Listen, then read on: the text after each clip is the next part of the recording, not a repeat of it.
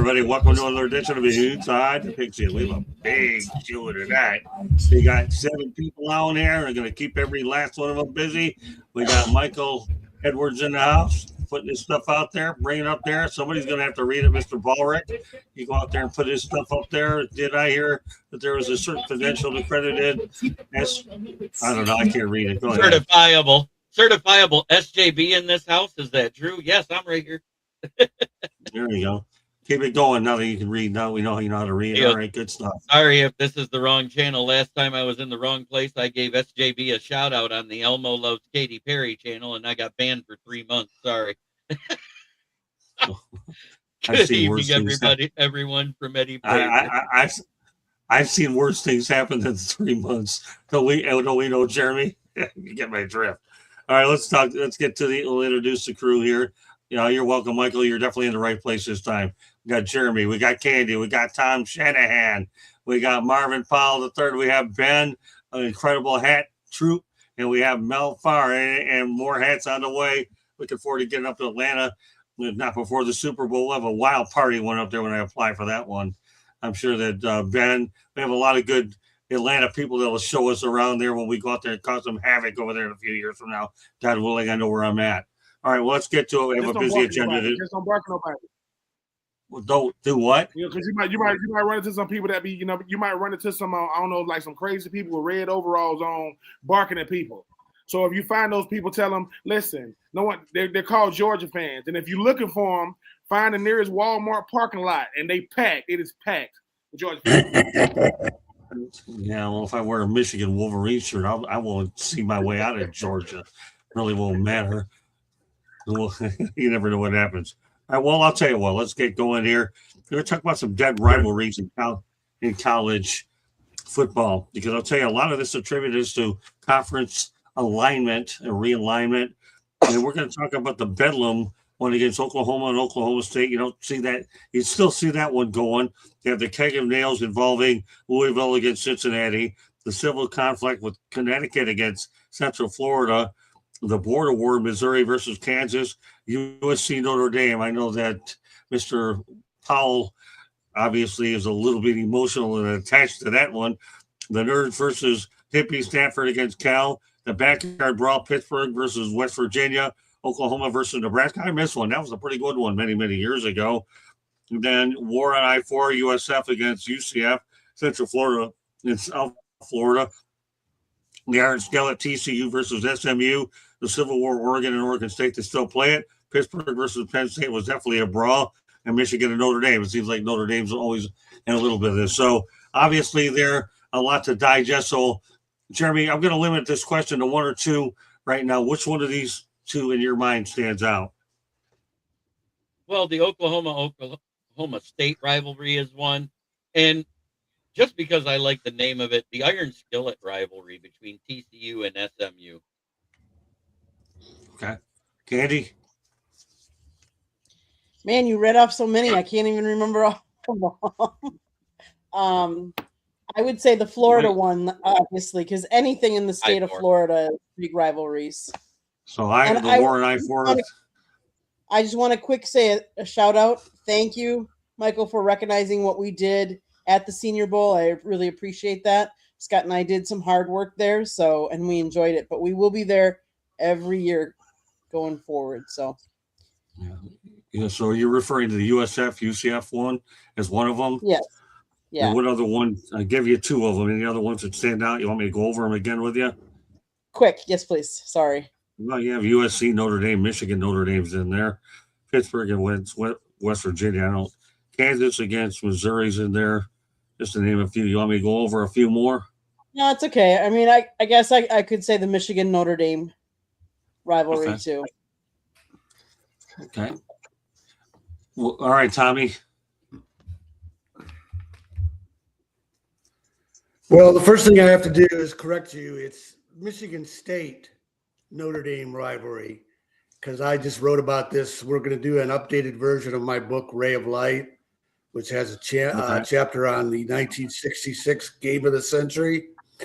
And Notre Dame and Michigan State will play in 2026 as the 60th anniversary of the game of the century.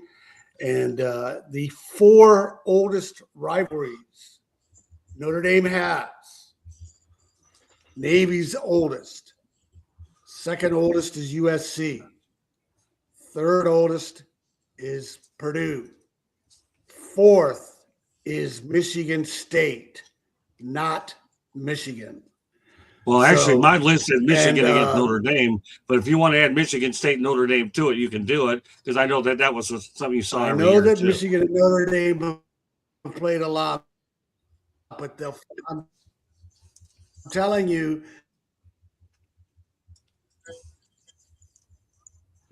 I lettered can't hear only you. by Navy, USC, Okay.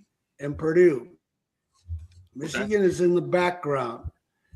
And the other thing that's significant is the administrations, the presidents, the athletic directors of State Notre Dame rivalry after the 2013 game, but they played the 50th anniversary in 2016, Mhm. and they're playing their 60th anniversary in 2026. That's how important the rivalry is to both schools. So give me 2 that you're partial toward. Me too.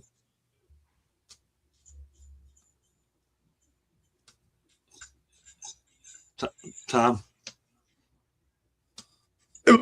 I just told you, but make sure you're good. Michigan State Notre Dame rivalry is older than Michigan Notre. Okay, no problem. Just want to make sure I got 2 on record. No problem. Okay. Marvin. Yeah, you listed off a lot of teams and rivalries. I only heard 2 teams, Scott. I heard Notre Dame and USC. I'm going to be honest with you. And it is, listen, college football fans are robbed. Notre Dame alums and fans and players, USC the same, are robbed of the fact that we won't be playing this rivalry anytime in the next 5 years at least. And it's horrible when you think that these schools combined have almost 30 NFL Hall of Famers. These schools combined have almost 25 national championships. These schools combined have 15 Heisman Trophy winners.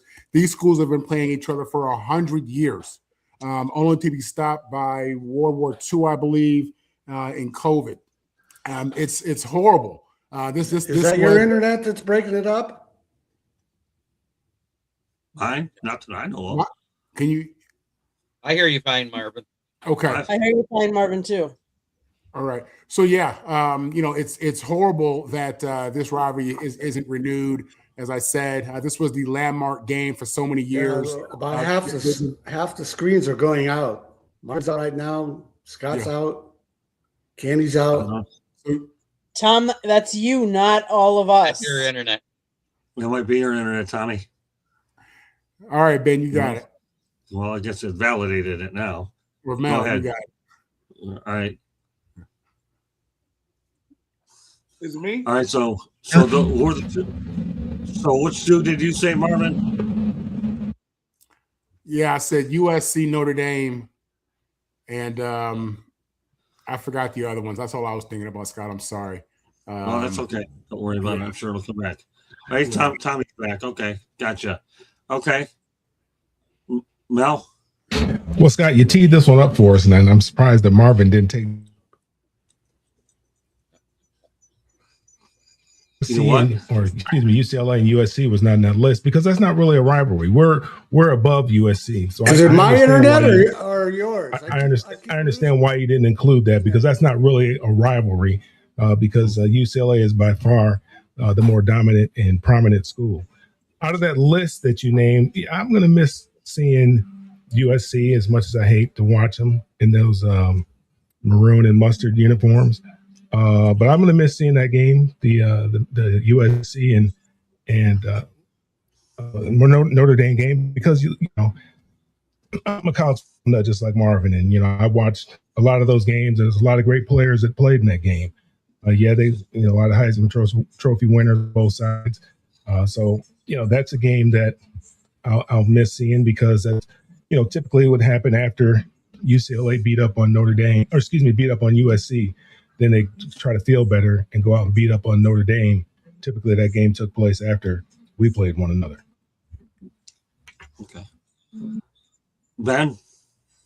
Yeah, I mean a lot of really really good games. I think some games that wasn't on their list that probably should have been that people are. It's very Louisville, Kentucky is a very very very very underappreciated rivalry. I remember they used to play each other first game of the year every single year. UCF and USF ain't what it used to be because the teams ain't as good, but there is a rivalry out there, and I finna show my roots.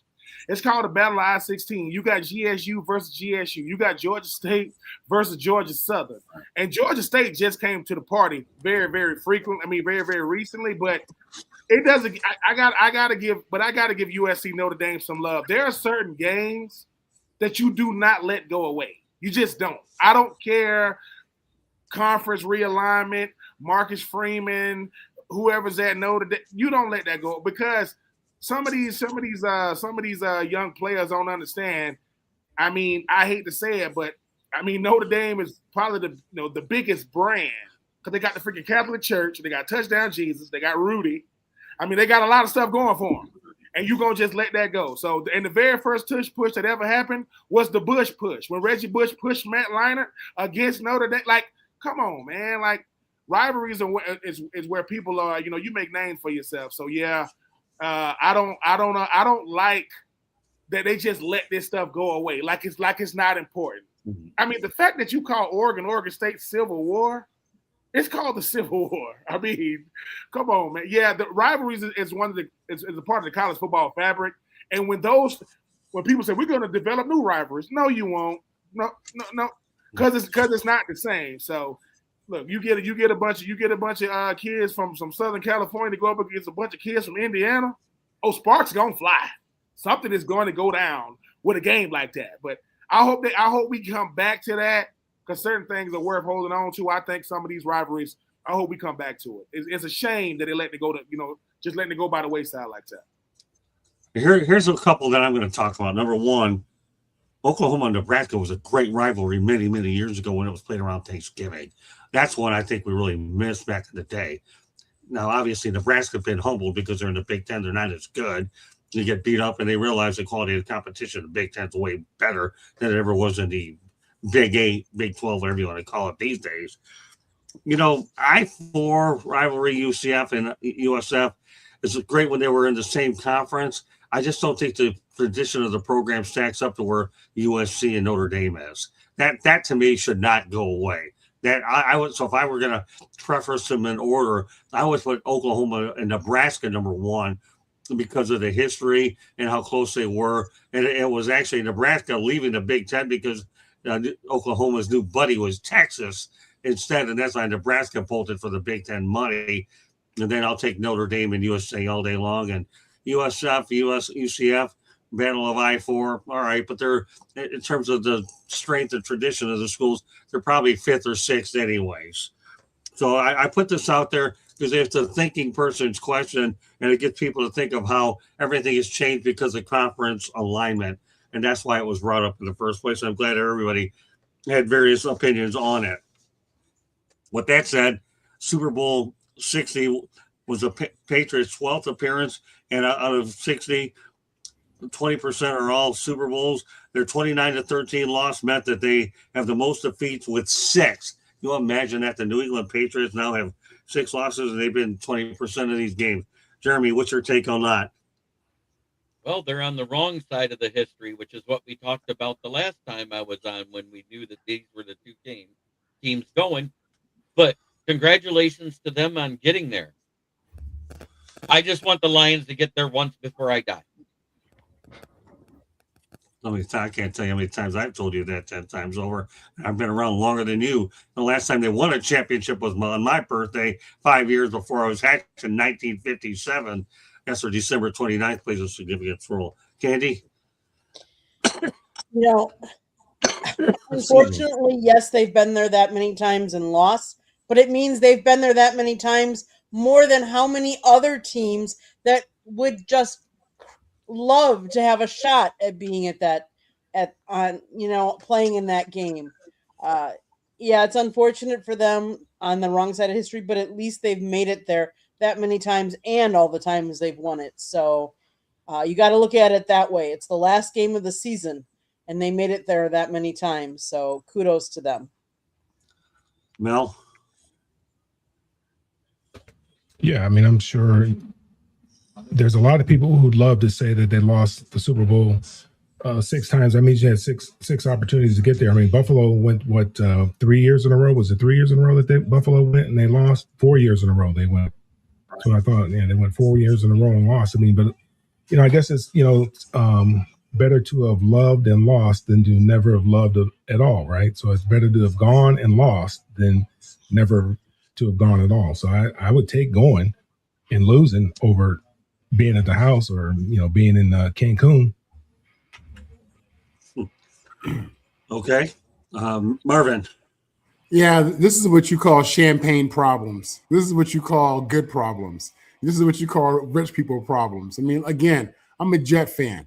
My team I ain't never in my life seen my team play for a championship. So I don't have any pity for them.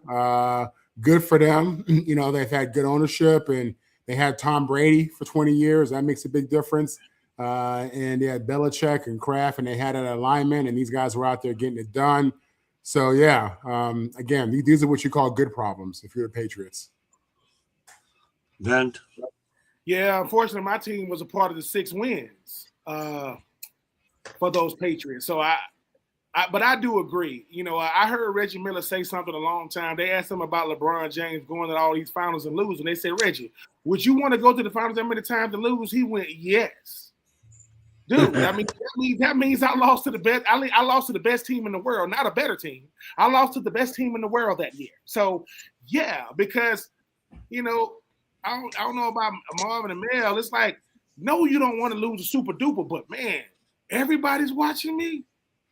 Mom, can you see me?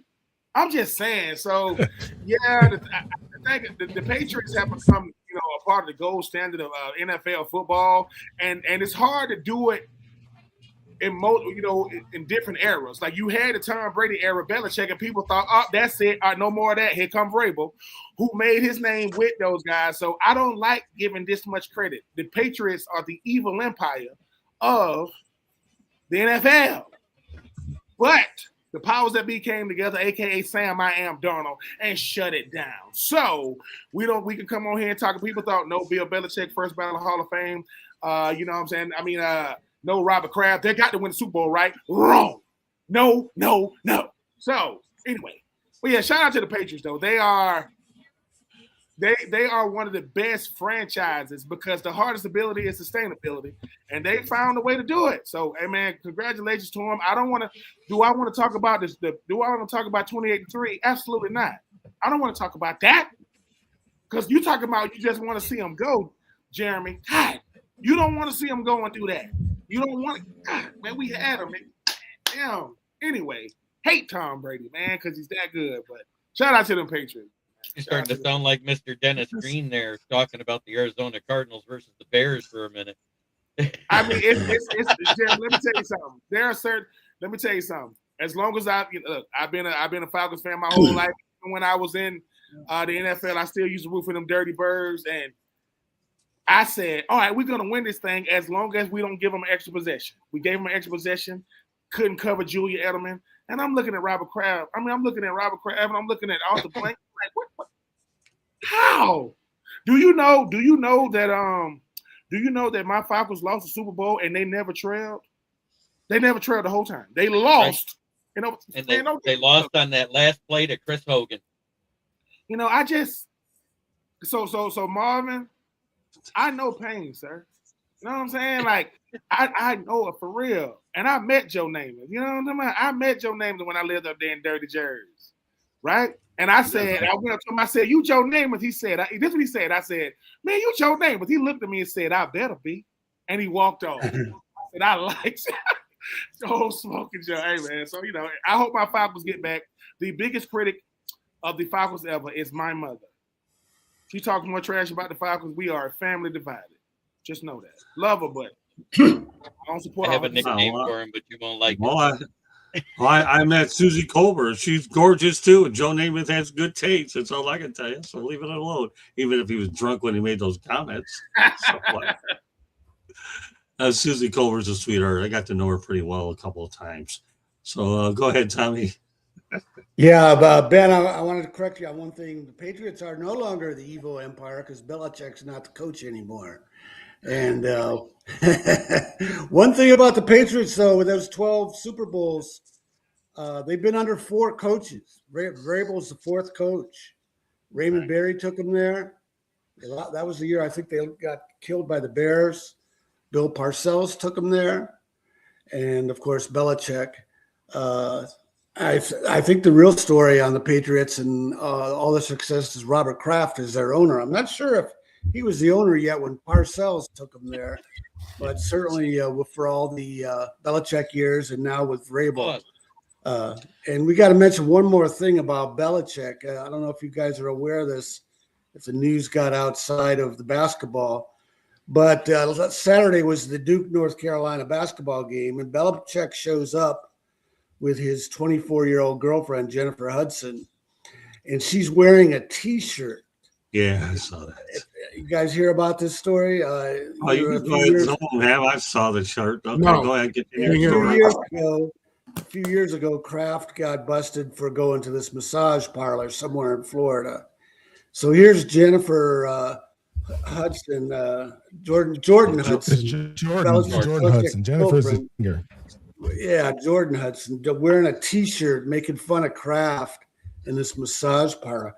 What is she in 7th grade? Yeah. And Belichick's about to turn 74 years old, and he's walking around with a girl like that. It's insane. Yeah. So the only thing I'm going to say about their 6 defeat, it came at the hands of a Seahawks defense. Okay, that by the way, the Seahawks trailed in the postseason for 1 minute and 35 seconds. Period. So if you're going to lose to a team, and that is totally doesn't seem real. The Seattle Seahawks, give them their due, trailed for the entire postseason for 1 minute and 35 seconds. That defense was awfully good. Well, let me finish, Jeremy. They were awfully good this whole thing, and I'll tell you one thing: New England ran into a bus out there. Go ahead, Jeremy. I want to get my thought out while it was still fresh. Well, that minute and 30 seconds, wasn't that versus the Rams when they had to tie it back up to beat them? Regardless, it doesn't matter. It's a minute and 35 seconds all postseason. Doesn't matter who the hell it came from. A minute 35 an entire postseason, Jeremy, seems like an eternity, man. I know, and I was just making sure I had the team right. Yeah, that's okay. Yeah, that's fine. The bottom line is the Patriots ran into a buzzsaw. A minute 35 seconds. If they did, Seattle, it didn't Drake may get sacked with 6 times. He was running for his life out there, too. It was a tough night for this kid. It really was. But nevertheless, they still have the most losses in Super Bowl history, no matter how we want to pin it down. And that's all there is to it. That's my facts, and I'm sticking to it. All right. Amen. All right. So the 2018 NFL Draft first-round quarterbacks include Sam Darnold, who won the Super Bowl. In fact, the first USC quarterback to do it. Lamar Jackson got into a conference championship. Mel's favorite person, I know that Marvin's going to love it, Josh Rosen. Okay. I know this is a Marvin moment. Okay. Josh Allen got to a conference championship, Baker Mayfield divisional round. Let's look at that draft class, Jeremy. About at least you got one in that group that won one. And unless Allen can pull it off and Baker can do it, you have 3 possibilities. I'm not holding my breath at the other 3, Jeremy. Yeah, Josh Rosen, the guy that's now managing a Pizza Hut in Scottsdale, Arizona or something. But other than that, the other guys are all great quarterbacks. The other 4 you named, Baker Mayfield, Josh Allen, Lamar Jackson, and of course, Super Bowl champion Sam Darnold. So you have some possibilities to add to that list, but at least Darnold went ahead and got the first one. And I'm happy for Sam, the gunslinger. Candy? As you look at most of those quarterbacks, though, Sam Darnold's the one that's danced from team to team to team to find the right team to get it done with. And that's what he did when he went to Seattle. They were the most complete team out of all those, of all the other teams that these other quarterbacks, albeit good quarterbacks, are on. That just proves that it takes a team and not just a good quarterback to win a Super Bowl. Well, it's his 5th team. I think he's the first quarterback ever to be on 5 teams to go ahead and win a Super Bowl. That says a lot. You try to talk about finding a home. That's one's doing it. How many quarterbacks take the second or third time to go around? I know Jeremy threw one at us the other day, which was really great about Jim Plunkett and how he put that one against Ron Jaworski. More power for you for popping into the chat room, bringing that. I knew that one, but I'm glad you threw it out there anyways. But, sometimes it takes these guys a few places to get it right, and I'm glad that Darnold finally got it right. Okay, Mel? Well, we all know that drafting quarterback is not an exact science. So, you swing sometimes, and you more often than not, it seems like you miss, and every now and then you get lucky. I mean, even the Jets. I mean, Sam, this is what his fourth team that he's been with. Great for him. Baker Mayfield, he's on his third team now, I think it is, or his fourth team as well, and he was the number one overall pick. Because both of those guys went to very poor franchises, Josh Allen and Lamar Jackson. They were very good franchises, stable franchises with good head coaches, even though both of them lost their jobs this past year. Probably because the quarterback didn't get it done. It's just a matter of, and Josh Rosen, of course, that is what it is. It just goes to show you, that we talked about this before, more quarterbacks, their careers are wasted or ruined by, where they're drafted. A lot of teams are drafted number one for a reason. They're drafted in the top 10 for a reason. It's usually because they're a bad franchise, and that doesn't change overnight. And that's, it's obvious because, you look at Baker Mayfield and you look at Sam Darnold. Neither one of them succeeded where they were initially drafted. They got to some pretty good franchises and had success. But again, like I said, I'm high on Sam Darnold. I'm one to admit my mistake. I admit that I was wrong. The guy showed me a lot in the last couple of years. It shows he has a lot of talent, a lot of arm talent. I guess a lot of things that everybody saw that I didn't see, and guys are saying now that they saw it all along. That had given up on Sam, but every pundit now knew this day was coming. I don't know how they all knew this day was coming, but I'm happy for Sam. And by the way, Nick in the chat room, I know about North Dakota State. Please join us on Saturday. That'll be a topic that we lead in with. That'll be our top story about North Dakota State. So please join us. I've got a lot. I'm working on that show already, and that's going to be an interesting story. But it's all over the place. In fact, I spent ahead and spent with Cody Parker, I think, the quarterback for North Dakota State. We'll get a soundbite on him talking about that. So I'm glad you brought that up. That's a good preview for Inside the Pigskin on Saturday. All right, Marvin. Yeah, I'm really not surprised about Sam Darnold's success. I watched him play at USC. I saw every game he played at USC, and especially in that last season, which ended with the Rose Bowl versus Saquon Barkley and the Penn State Nittany Lions. He was amazing, man. He was a really good quarterback, big gun, athletic. I was really excited as a Jet fan. I was really excited to see him go to the Jets on one hand because I knew how talented he was. But on the other hand, my question was, do we have a plan for this guy? Are we going to mess up his career? And, the Jets did what the Jets do. And this kid bounced around. He showed the ultimate perseverance, mental toughness, and went to the right organization who was ready for him. And this guy balled, man. He had a really good season and completed the Super Bowl with no turnovers, which is what you want out of your quarterback. In regards to the other quarterbacks, I'll be honest, I was really high on Josh Rosen. I thought Josh Rosen was going to come into the league and tear it up. I mean, I thought he was going to be it. And obviously I was wrong. And like Mel said, man, it's such a crapshoot in so many ways. It really is. I mean, you can sit here. I guess for me, it's easy. I can understand when people say it's easy to identify the Andrew Luck, the John Elway, the Caleb Williams. These guys just have different talent, but for the rest of these quarterbacks, it's a crapshoot. And like Mel said, you better hope that you go to a good organization that has a plan for you. So yeah, you read off a lot of quarterbacks there. Lamar is the man, obviously, and and Josh Allen. These guys are really good players. But for Sam to be the first of that group to win the Super Bowl, that says something, and that puts pressure on Josh and Lamar. They need to get busy now. Great point, Ben.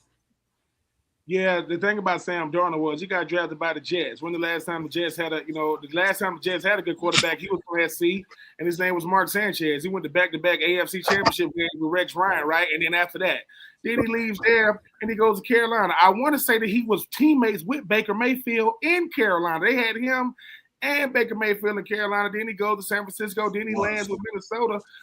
A quarterback is only as good as the team and scheme he's around. This guy landed in Minnesota, that quarterback get hurt, and then he's the only quarterback in NFL history to have 13 wins for 2 different franchises. What I like the most about Sam Darnold is Sam Darnold proves one thing: it takes time. Peyton Manning didn't win his first playoff game till year 6. It took Peyton Manning 6 years to win, but nowadays, as soon as you come out of college as a top quarterback, you got to start. You're starting week 1. So sometimes by the time a quarterback is halfway decent, they got beat up so bad, his confidence is so bad. Everybody wants to look at Sam Darnold saying he was seeing ghosts with the Jets. Well, he's just being honest, right? And people want to use that against him. But what I like the most about Sam Darnold was he says, look, man, I had to survive and grow up in New York. Most quarterbacks don't have to deal with that level of scrutiny. Play it a day in, a day out. And by the time it was time for him to start, look at the way Justin Jefferson and Jordan Addison and current Minnesota Vikings are saying we shouldn't have gotten rid of Sam. They're literally saying that if we didn't get rid of Sam Darnold, that could be us, winning it all because he won 13 games a year before. But I am happy for Sam Darnold. I was like a lot of people though. I jumped on the bandwagon because misery loves company. It's easy to talk trash about a player when he's not playing well. But the thing about Sam Darnold, he has what all quarterbacks need. He got staying power. All right. I haven't looked my best, but Sam Darnold let people know I ain't chasing, regular season MVPs. He may never be in the regular season MVP, but he's going, what they going to say now? Like, what they got to say now. And I agree with you, Marv. Josh Allen, Justin Herbert, Joe Burrow, Lamar Jackson, and all these big-time quarterbacks. I'm looking at Jalen Hurts. I'm looking at Sam Darnold. And I'm looking at guys who, and I know Sam Darnold was the 3rd overall pick. He's a little bit different, but they lapping these dudes because everybody gets caught up in this regular season stat sheet. If you can attend the NFL honors, that means you're not in the Super Bowl. Sam Darnold was getting ready for the Super Duper, and now he and Kenneth Walker, I think they're in Disneyland right now, riding on rides. Congratulations to that, man. I mean, I'm happy for him, and they got him for a steal last offseason. They're going to have to re-up this offseason, or they're going to have to back up the truck. I'm glad you brought up Kenneth Walker. Great stuff. I know, Tom. That's a great segue to Tommy, too, isn't it? But before we do that, Michael Edwards has a question for Candy, then we'll feed into Tom. Go ahead. Please, is there a camp for Ken Dorsey, the current pick, number 1, Mendoza? I see it, but what do you think? All right, go ahead, Ken. This one's for you. We're going to stay out of it. Is there a comp for Ken Dorsey? I don't know. I see. Is there a comp for Ken Dorsey, the current pick, number 1, Mendoza? I don't know. It'll be interesting. Well, your question, so you're the one that we're not going to. We'll see. Join the country club. Maybe she'll have time to think about it Thursday night. Give her some. That's a little teaser. I was researching something else, so I researched. Hey, Jay, I researched go ahead, it Jeremy. for you if you want. It says Fernando Mendoza's pro comp is Jacoby Brissett with a dash of Brock Purdy. Okay. There you go. There's your answer. All right, Tommy, go ahead. Yeah, the thing I find interesting about those quarterbacks is the 2 guys that turned out to be most ready to play in the NFL early in their career were Josh Allen from Wyoming and Lamar Jackson from Louisville. Mayfield was number 1 pick out of Oklahoma. Darnold, number 3 out of USC. Rosen, number 10 out of UCLA. You'd think those guys would be the ones best prepared to go to the NFL. So you just never know.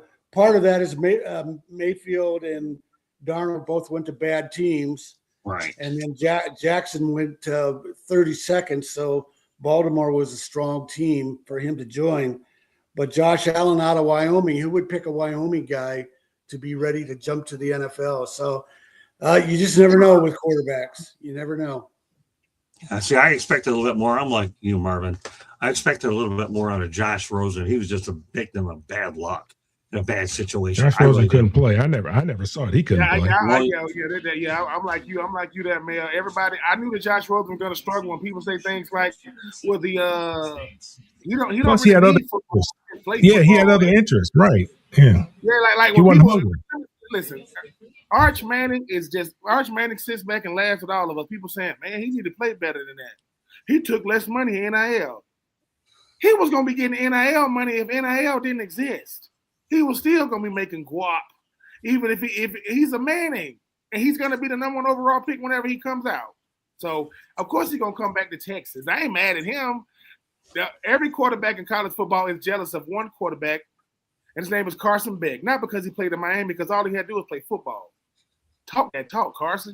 He get to go to the beach, do some TikToks, and go out there and throw touchdown passes. I ain't mad at that, man.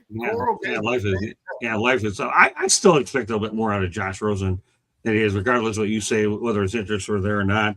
But when you look at the rest of that class, Josh Allen had a good situation. Buffalo couldn't get a quarterback to go their way, and they finally drafted one. They didn't have to worry about cold weather because it's colder in Wyoming than it is in Buffalo, so that was easy. And when you look at the rest of that group there, you've got Darnold, obviously.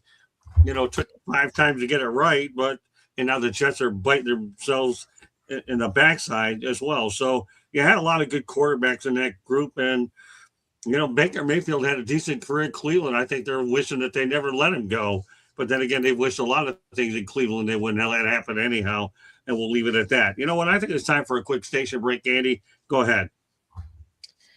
South Florida Tribune Publishing Company published a book, Lessons from the Microphone, Tuning into the Enduring Wisdom of Visionary Leaders. It is written by our host, Scott, the Motor City Madmouth Morganroth. Talks about his 40-plus years in the media business and how it has evolved, old school media versus new school media. Get your copy today. It's available on Amazon, Barnes & Noble, Kindle, Google, and Apple Books. There's also an audio version out there, so go grab that as well if that's your liking. There's a link on our website, www.southfloridatribune.com, where there is a plethora of great content, so go check it out. If you like to listen to podcasts, you can find us wherever you get your podcast. Last but not least, well, 2 things. If you want to be a guest on the show or have topic ideas, you can always email us at southfloridatribune@gmail.com. Last but not least, if you see the red subscribe button in that lower right-hand corner, that means you have not yet subscribed to us. What are you waiting for? Just click it, like us, share us with all your friends and family and anyone you think would enjoy. Monday nights, we talk baseball. Tuesday nights, we talk football. Wednesday nights on Sports Exchange. You never know what Scott's got up his bag of tricks. Thursday night on Fire Up, you don't know what we're going to be talking about either. So you got to tune in and turn on those notifications so you are notified to take it all in. And then we have other programming as well, like Inside the Pigskin on Saturdays. If you like Fan in the End during the day, if you're available, go check out all of the great programming we have on our channel. Thanks, Scott.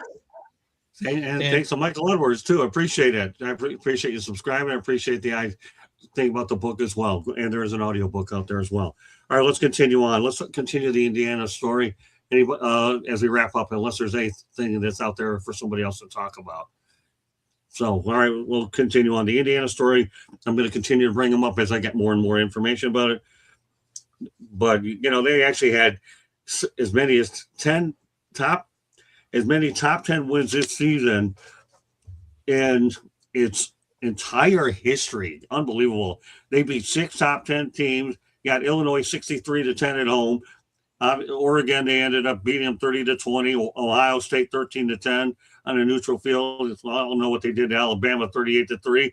And then you got Oregon again as well on a neutral field. So then you also have Miami 27-21. And from 1899 to 2024, Indiana was 116-1 against top 10 teams. That to me is just unbelievable, Jeremy. When you think about 6 top 10 wins in 1 year, and up to this point, they had only 6 in their entire history.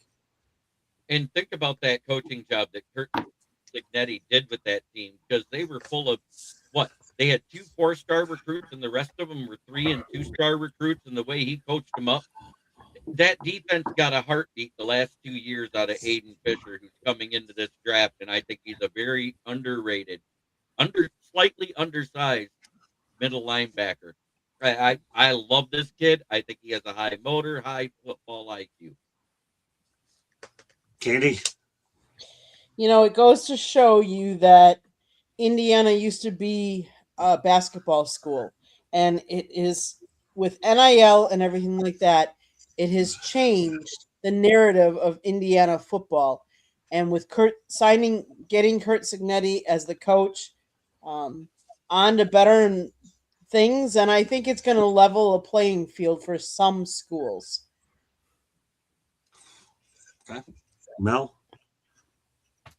Well, I mean, we've talked about it ad nauseum how the great job that Kurt Signetti did there at Indiana. I mean, what he did was unbelievable. And it's not, Marvin and Ben know this. It's not how many stars it is when you come in. That doesn't matter. I played with a lot of guys who are supposed to be. I mean, I've seen a lot of guys that were supposed to be this, that, and the other. And I look at them like, are you serious? I mean, this guy's supposed to be better than me for real. And it's how many stars you are when you leave.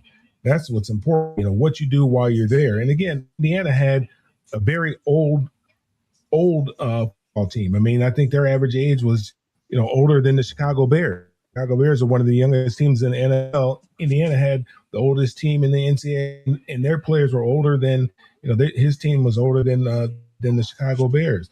So a lot of guys that played a lot of football, and that's what's important. They played a lot of football, and it's about team building. Not every star is going to work. Just because you recruit a bunch of 5 stars doesn't mean they're all going to mesh. You have to have 5 stars. You got to mix in some 3 stars. You got to mix in a 2-star that you bring in, and you redshirt them. You get a weightlifting program. You get in your program. You build them up in your program. You teach them your program, and he understands the program and what it takes to be successful at that university. You have to have all that in there. You put them all in the pot and you mix it all up, and then you hopefully you win some championships. Hopefully they'll do that this year at UCLA. I mean, they've been recruiting 5 stars at USC, and what has it done for them? They got a 5-star coach supposedly. They got all these. They got the number 1 class this year, and what's that done for them at USC? So we'll see what happens. Oh, I'm sorry, Marvin. I didn't mean to take a shot at you, man. I apologize, man. Let me add a little bit of something to that. Oregon, number 1, it's tough to beat a team twice in 1 year, but Indiana did Oregon was one thing. They ended up beating them away 30-20. Then they got on a neutral field. They embarrassed them 56-22. So tell me it's tough to beat a team twice, but the way they embarrassed them the second time was too surreal. All right, Marvin. Yeah. So in regards to Mel's question, what have we done with all those 5 stars? We've turned it into 11 national championships, 8 Heismans, 14 players in the National Football Hall of Fame, and almost 200 All-Americans. That's what we've done with that. In regards to Indiana, As Janet Jackson said, what have you done for me lately? Well, we had a 5-star who just won a Heisman and a 5-star who just won a Blendnikoff in the last 3 years. With that said, those are individual awards. What have you done as a team, sir? Mel, Yanni, you better stop. I'm trying to have mercy on you today on national TV. Well, all right, Mel, do it. I like walking that fine line, man. It's a fine line. I know I'm treading on thin ice. I understand that. Right. Yeah. Listen, the Indiana situation, it speaks to 2 things. Leadership matters, team matters. Signetti he's out there getting it done, man. He's finding ways to communicate with his players, develop his players, encourage his players as well as his assistants. I mean, he's on them as well. I mean, he's a phenomenal leader. He identifies leaders in the coaching and within the team. He's out there with 2 and 3 stars rolling on Alabama and Oregon, Ohio State. So yeah, man, leadership matters, team matters. Kurt Signetti's here to stay. I mean, whatever it's worth today, Indiana announced that Bob Knight's going to be getting a statue outside of Assembly Hall, and long overdue, but Bob Knight is getting a statue once and for all, so I'm glad that they came to their senses and ended up doing it. All right, Ben? Yeah, Kurt Signetti, what he did with Indiana, when he said average is the enemy, or don't he say like standards over slogans and things like that? Kurt Signetti was one of those guys that he's always probably coached this way. He's never got the recognition until now. I don't think his coaches don't switch up like that. I think for Kurt Signetti, when you start getting the players who nobody wants, when you start saying well, we're a basketball school, they go big bad Michigan, they go big bad, Ohio State, they go big bad Penn State. We can't beat nobody for real. Yeah, we can beat subpar talent. So we go, okay, so we lost one time in 2024, then we come back in 2025 and we beat everybody in front of us. He has a strategy that works, and standards do not shift. You make players adjust to the standard. Now we're going to adjust to every play. No, they either going to get with it or get lost. I'm not dealing with it. And yes, I think what Miami tried to do is the only way Indiana could win it. Without NIL, they're not going to have a shot because he won't be able to get those players in there. Miami thought they could buy. Miami tried to go to the front of the line. No, Miami, you got to win the ACC first. Right. And you win the national. Indiana goes, no, dude. We ran the gauntlet. What Indiana, the most impressive thing Indiana did is they beat the brakes off of Alabama. They look like Alabama used to look. They beat them so bad that he was like, dude, that's Alabama. Yes, because the thing about football is this: for one game, all that cute stuff don't matter. One game, and yeah, I really, really respect what Indiana has done. And Kurt Signetti is a guy. He looking at people like, man, he said, man, I've been around a long time. It's a lot of coaches that know who I am. It's just people only respect winning natties, as if to say that's the only standard there is in college football. But what are you gonna say when the Hoosiers are the top team in college football? That's forever. It don't. People say it may never happen again. It don't got to. It don't ever got to happen again. Certain schools will never win a conference championship, let alone a natty. And isn't that the sign of being a winner? As soon as you win it all, people try to discredit. Well, they were the oldest team. Well, they call it a young man's game, right? Yeah. Well, okay. Well, they were just very old young men. How about we look at it like that? But I don't discredit. And Fernando Mendoza from Miami wanted to go to Miami. They told him, nah. Manny Diaz told him no. Cristobal told him no. So Fernando Mendoza said, if I can't play in Miami, sorry, Miami, y'all can't win it. And it's going to be one, to me, the greatest college football story, to me, I could be wrong, it's Stetson Bennett for a player. To me, it's up there. It's one of the greatest. When you look at what he did and what he left. Right now, the greatest college football story got to be the Indiana Hoosiers, because people's like, wait a minute, you say Indiana beat Miami in football for the national championship. Well, in Miami. Right. Stop lying. Yeah. So, yeah, man, I congratulations to him. And like I said, coaches like Kurt Signetti, coaches that don't bend, and coaches that are very demanding, they are very, very, very hard to beat. They hard to play for, but look at the result. Nick Saban, Kirby Smart, these guys are hard to play for. Look at the results.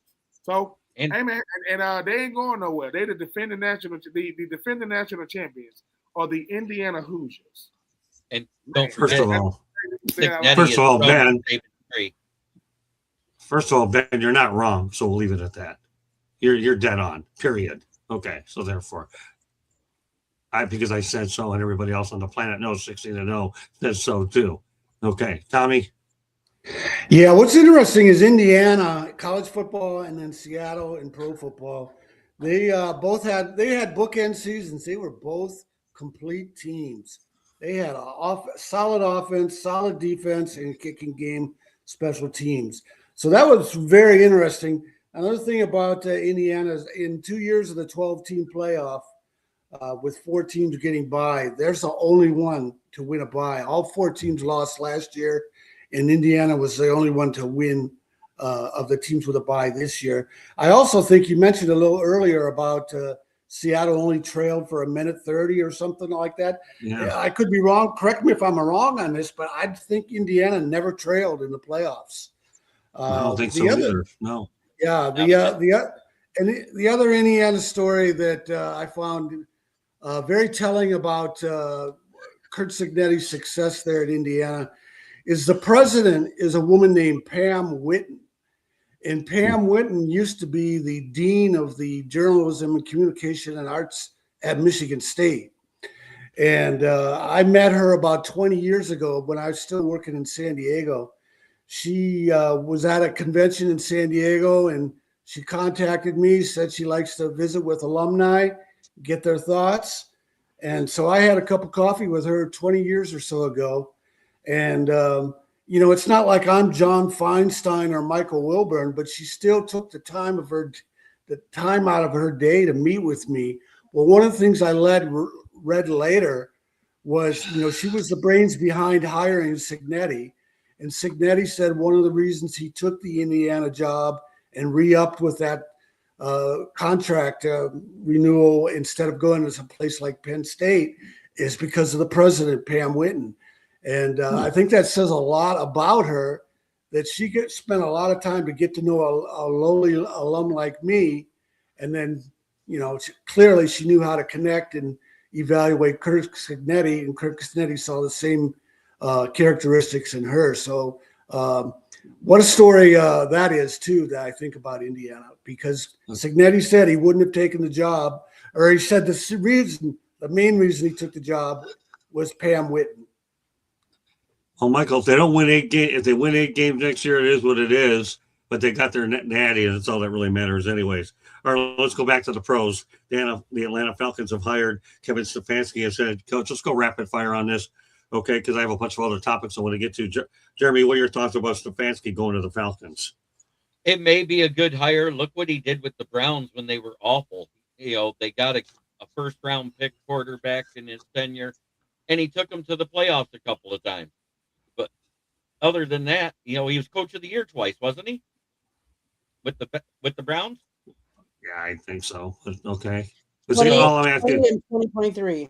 Mm-hmm. Yeah, so yeah, he's a good coach. Let's hope he gets the right coordinators down there, and let's hope Ian Cummings is a good GM to help them get the talent around that they need there. Okay, Candy. His head coaching record career-wise is 46-58. So he doesn't have the best, but he hasn't been on the best teams, though, either. Let's face it. We've all said the Cleveland Browns are not the place to go as a coach. But, you know, hopefully he has more talent, I think, in Atlanta. Let's see what he can do with the talent he has, and maybe they can surround him with even more talent with the draft and everything. So yeah. Let's see. All right, Mel, you're there. What do you think? Good hire? The guy went 8-26 the last 2 years. The coach said the Falcons went 16-18 the last 2 years. Cleveland finished up last year losing 5 out of the 6 last games. The Falcons finished up winning the last 4 games of the year. So that pretty much sums up how I feel about the hire. I don't understand it. I'm not impressed by it. If I'm a Falcon, if I'm Ben, I'm not real excited. I don't think Ben is. I would be real excited about having Kevin Stefanski there, but I'm not a Falcon fan. So, okay.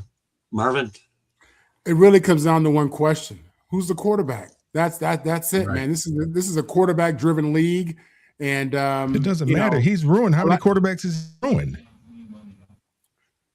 I mean, I don't know if I would put it like that, man. I think that situation in Cleveland with him, you know, he got a lot of bad press. There were a lot of things that were done that people thought that he was taking shots at Shador by not mentioning his name in press conferences and things that I thought were unusual. So yeah, who's his quarterback? You know, what's his relationship with the quarterback? Does he know how to treat a quarterback? Because what happened with Shador this year wasn't great press. But yeah, Penix is a talented kid. I like Michael Penix, but the guy gets hurt, man. And I hate to put that on him, but he's injury prone. I just don't know if you could put the franchise on him. They drafted him in the first round after they gave Kirk Cousins $100 million guaranteed. But, you know, Kirk's out the door, going to be out the door. So do I like it? You know, I can't answer that until I know about that quarterback situation. And I don't think it's good in Atlanta right now. So Ben. Yeah, I can't stand it. I mean, Kevin Stefanski is one of those type of guys, so he's living off what he used to be, not what he is. And I understand what he was for Cleveland, but if you are in that locker room right now, you got guys like Jesse Bates and guys like, you know, Kyle Pitts and those guys who are veterans on that team, you know, Matthews and those guys. They want to see what type of coach he is. I understand he's probably gonna micromanage and kind of, you know, let his assistants go out there and do it. But people saw it is on your resume that you had a fake playbook or a fake play call sheet and that you gave to your starting quarterback. And when asked, you was like, it was the wrong one. You make fake wristbands in the NFL? Right. Anthony Richardson, lie to me. No, say, I don't know who did that. Throw it on the staff or something. And I just think the thing about it is, you know, when you start talking about recycling coaches, right? Kevin Stefanski is the reason why Baker Mayfield got out of there. He got Baker Mayfield out. The guy that took him to the playoffs, gone. And then I don't consider him a quarterback whisperer or anything like that. But I want to see do the Falcons respect him as a man first, then a coach, or do they just respect your position? Because if they just respect your position, I don't know how much better he can make the Falcons. I'm not saying my Falcons are world beaters. I mean, we help other teams get in the playoffs and don't go to the playoffs. But I just think the thing about Stefanski, because it's not just Stefanski, it's Stefanski and Matt Ryan. They right. Together. And to me, that's an even scarier thing because Matt Ryan has never done anything outside of going to booth. He's never coached. He's never been in the front office. And I get it. Arthur Blank, he had a great relationship with with Matt Ryan, but great relationships don't win football games. Being a nice dude, don't win football games. So I mean, I'm very, very much a pessimist when it comes to the head coach of the Falcons because I have no reason to be an optimist. None. 0%. I don't care who comes through that door. But if he can shift the culture and dare I say, I don't know, beat the Panthers, we might have something to talk about because right now the Falcons, Tyler Shuck, to me, is much better than Michael Penix right now. Why? Because he's healthy, because he drinks milk, because his bones ain't real easily broken. I hope Michael Penix is better than what I thought, but I do agree with you, Marv. It's gonna be who the quarterback's gonna be, but it's gonna be what is if the same man that left Cleveland is coming to Atlanta, that's not good. But if a change man is leaving Cleveland to come to Atlanta, hey, we might have something to talk about because we talk about the NFC South, man. And the only difference in the NFC South and the AFC South is there isn't a difference. None of those teams are the media darlings in the National Football League. It is anybody's division to win. Hopefully Stefanski can bring a winning mentality because he sure ain't bringing no winning coaching coming from Cleveland. But who am I to talk? I'm a Falcons fan. We ain't got no winning coach there. We just got a real nice dome, but really, really cheap concessions. Yeah. Tommy? If I was Michael Penix, I'd be very, very worried about my future. Kevin Stefanski was at Cleveland for what, 5-6 years? And he started the 2025 season with the quarterback mess that he had. And right. He didn't have it straightened out by then. He didn't have a veteran quarterback running the team. And then on top of that, he had some petty gripe with the general manager for picking Shedeur Sanders. And he fails to develop either one of the two rookie quarterbacks. He lets a petty gripe of his get in the way of the team's success. Stefanski, I don't get this guy. And I'll go on record right now and say that Shedeur Sanders is going to have a better NFL career than Dylan Gabriel. Okay, well, here's what I'm going to add to this. Number one, you hope and pray that the second head coaching job is better than the first. You learn from your mistakes. I can tell you many times the second time's turned out better than the first. I don't know if that'll be the case here. And yes, I don't know how Shedeur Sanders is going to do up in, obviously, Cleveland with Todd Monken, TBD. But it'll certainly be an interesting storyline to watch. And since we had three people from Atlanta that are close to the situation, it's good to get their viewpoints as well. All right, the 49ers haven't won a Super Bowl since 1995. Jeremy, can you believe it's been that long since the Niners haven't won a Super Bowl? Yeah, you go 1 year later, and it's been almost as long for the Cowboys, but that's another story. Neither one of them have won a Super Bowl since the 90s. Heck, the Browns haven't been to an AFC championship since 91. We can keep going if you want. But no, it's not a good thing to see. And I said it as soon as Kyle Shanahan was the OC of that Super Bowl that the Falcons were in when they lost to the Patriots, when he quit running the ball in the second half. And every time he gets there, he does the same thing with San Francisco. I call him Kyle Scamaham. He's scamming a check. Candy? One of the things we've talked about is that defense wins championships, but it's not just defense. It's defense and good quarterback play. That's really what we've seen in Seattle with Sam Darnold, him winning the championship. So it's defense and quarterback. And those are the two things you need to have in order to win. They just haven't had the right combination yet since the last one was Steve Young. Mel. Scott, you gotta love Candy. She understands football. I mean, you look at the two teams that were in the Super Bowl. They had two defensive coaches that were the head coaches. All the pundits say, "Oh, you need to get an offensive guy. You need to get an offensive coordinator to be the head coach. You need to get an offensive guy." Well, defenses win championships. Yeah, chicks dig the long ball. I understand that, but when it comes down to it, you have to be able to stop somebody. My brother was talking about, we were talking about the game, and he said, "Man, Dan Campbell needs to learn something from the coach for I can't even think who just played in the Super Bowl. Help me, Seattle. So he needs to learn from Mike McDonald about kicking field goals. Points are they need and taking those points." I said, "Yeah, but he because he's a defensive coach, he's going to rely on his defense. He knows what his defense is capable of doing." Dan Campbell, he's not a defensive coach. He's not and the Detroit's defense is nothing like Seattle's defense. When you know your defense is going to stop teams and not allow them to put points on the board, then you have the luxury to be able to take those little 3 points. When you don't know what your defense is going to give up, you have to try to get as many points as you possibly can every time you have the football. So, Candy, kudos to you. Scott, good job. You picked a good one there, somebody that understands the game of football. Thanks, Mel. Mel. Appreciate it. All right, go ahead, Martin. Appreciate it. No. Yeah, I mean, I guess really my thoughts just on this game. You see today in the NFL, everybody's going for the Sean McVay. Everybody wants the new age offensive dude, the guru, and all that.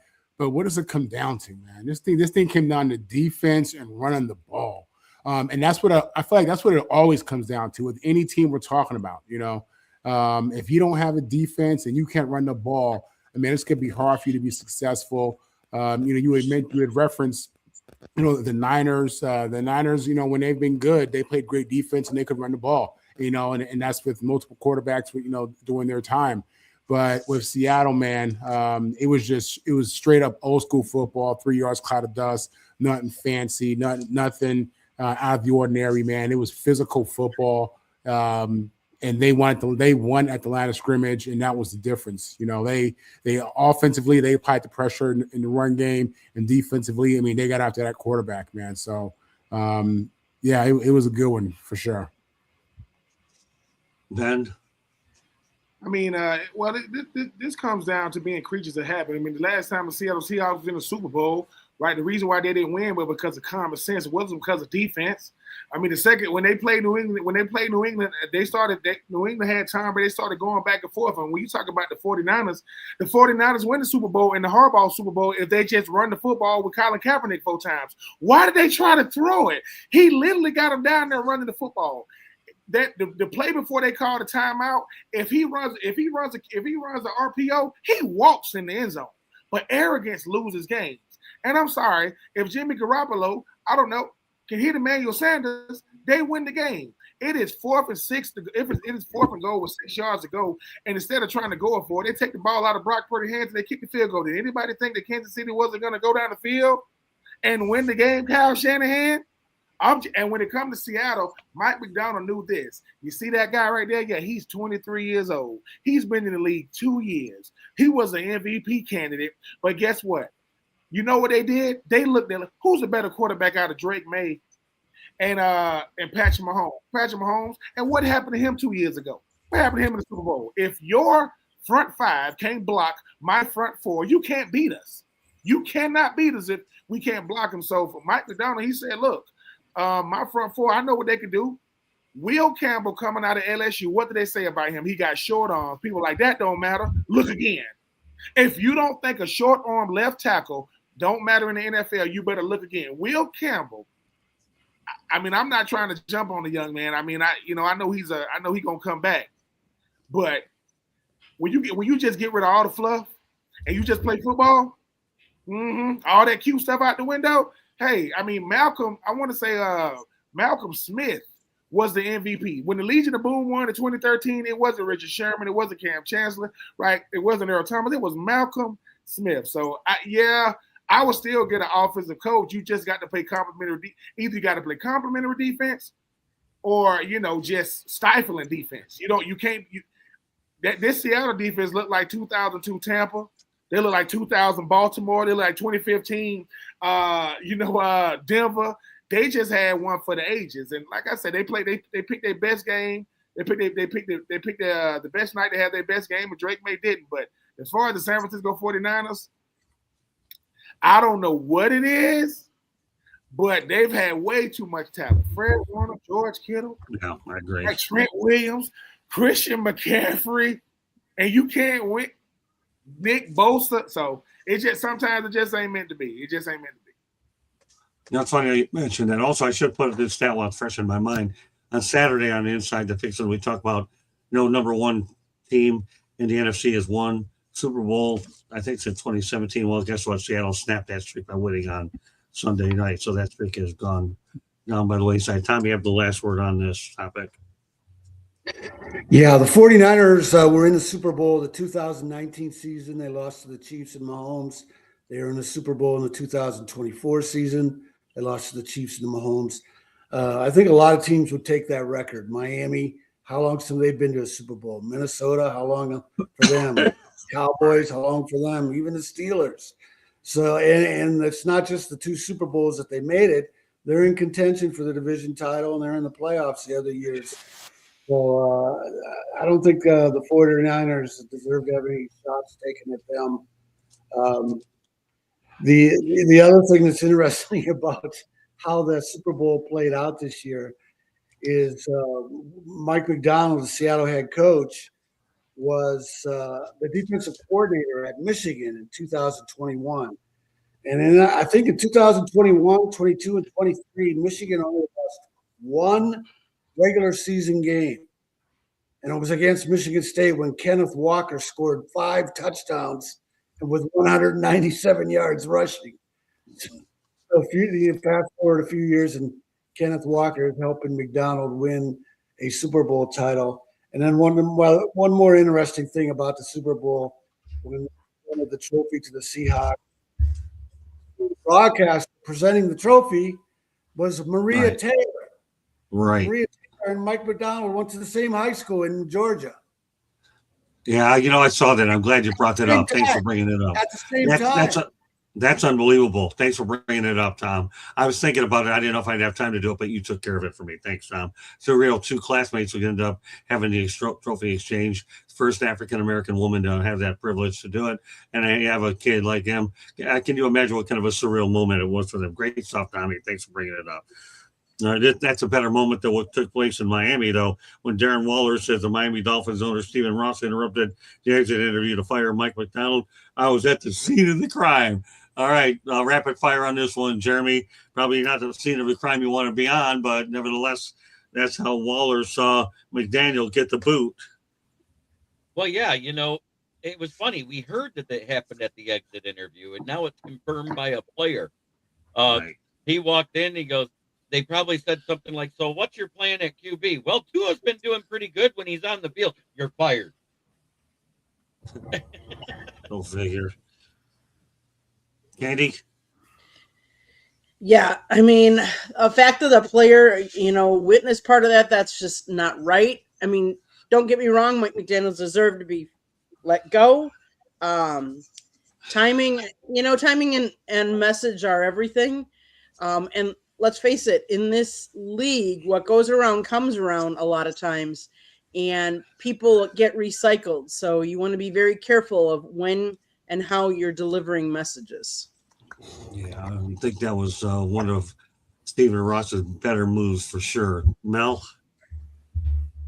I mean, that's an interesting tidbit that he got fired during the exit interview. I think Mike McDaniel, they let him hang around for a couple days before they made that decision. Losing your job is never funny, and it's never fun, and I guess there's never really an ideal situation for it to happen. I remember when I got let go by the Rams, And Marvin remembers this. They used to put a little Ben probably, Ben didn't happen to Ben. He was big time, It high happened. draft pick. My story too. Later in your career. But you'd have a note hanging from your locker, and usually your locker's already cleared out, so you don't even have the opportunity to get dressed to go. That's how you know you're getting cut. You come to the practice facility, your stuff is gone, and there's a little note up there. Go see coach or whatever, and they give you your walking papers.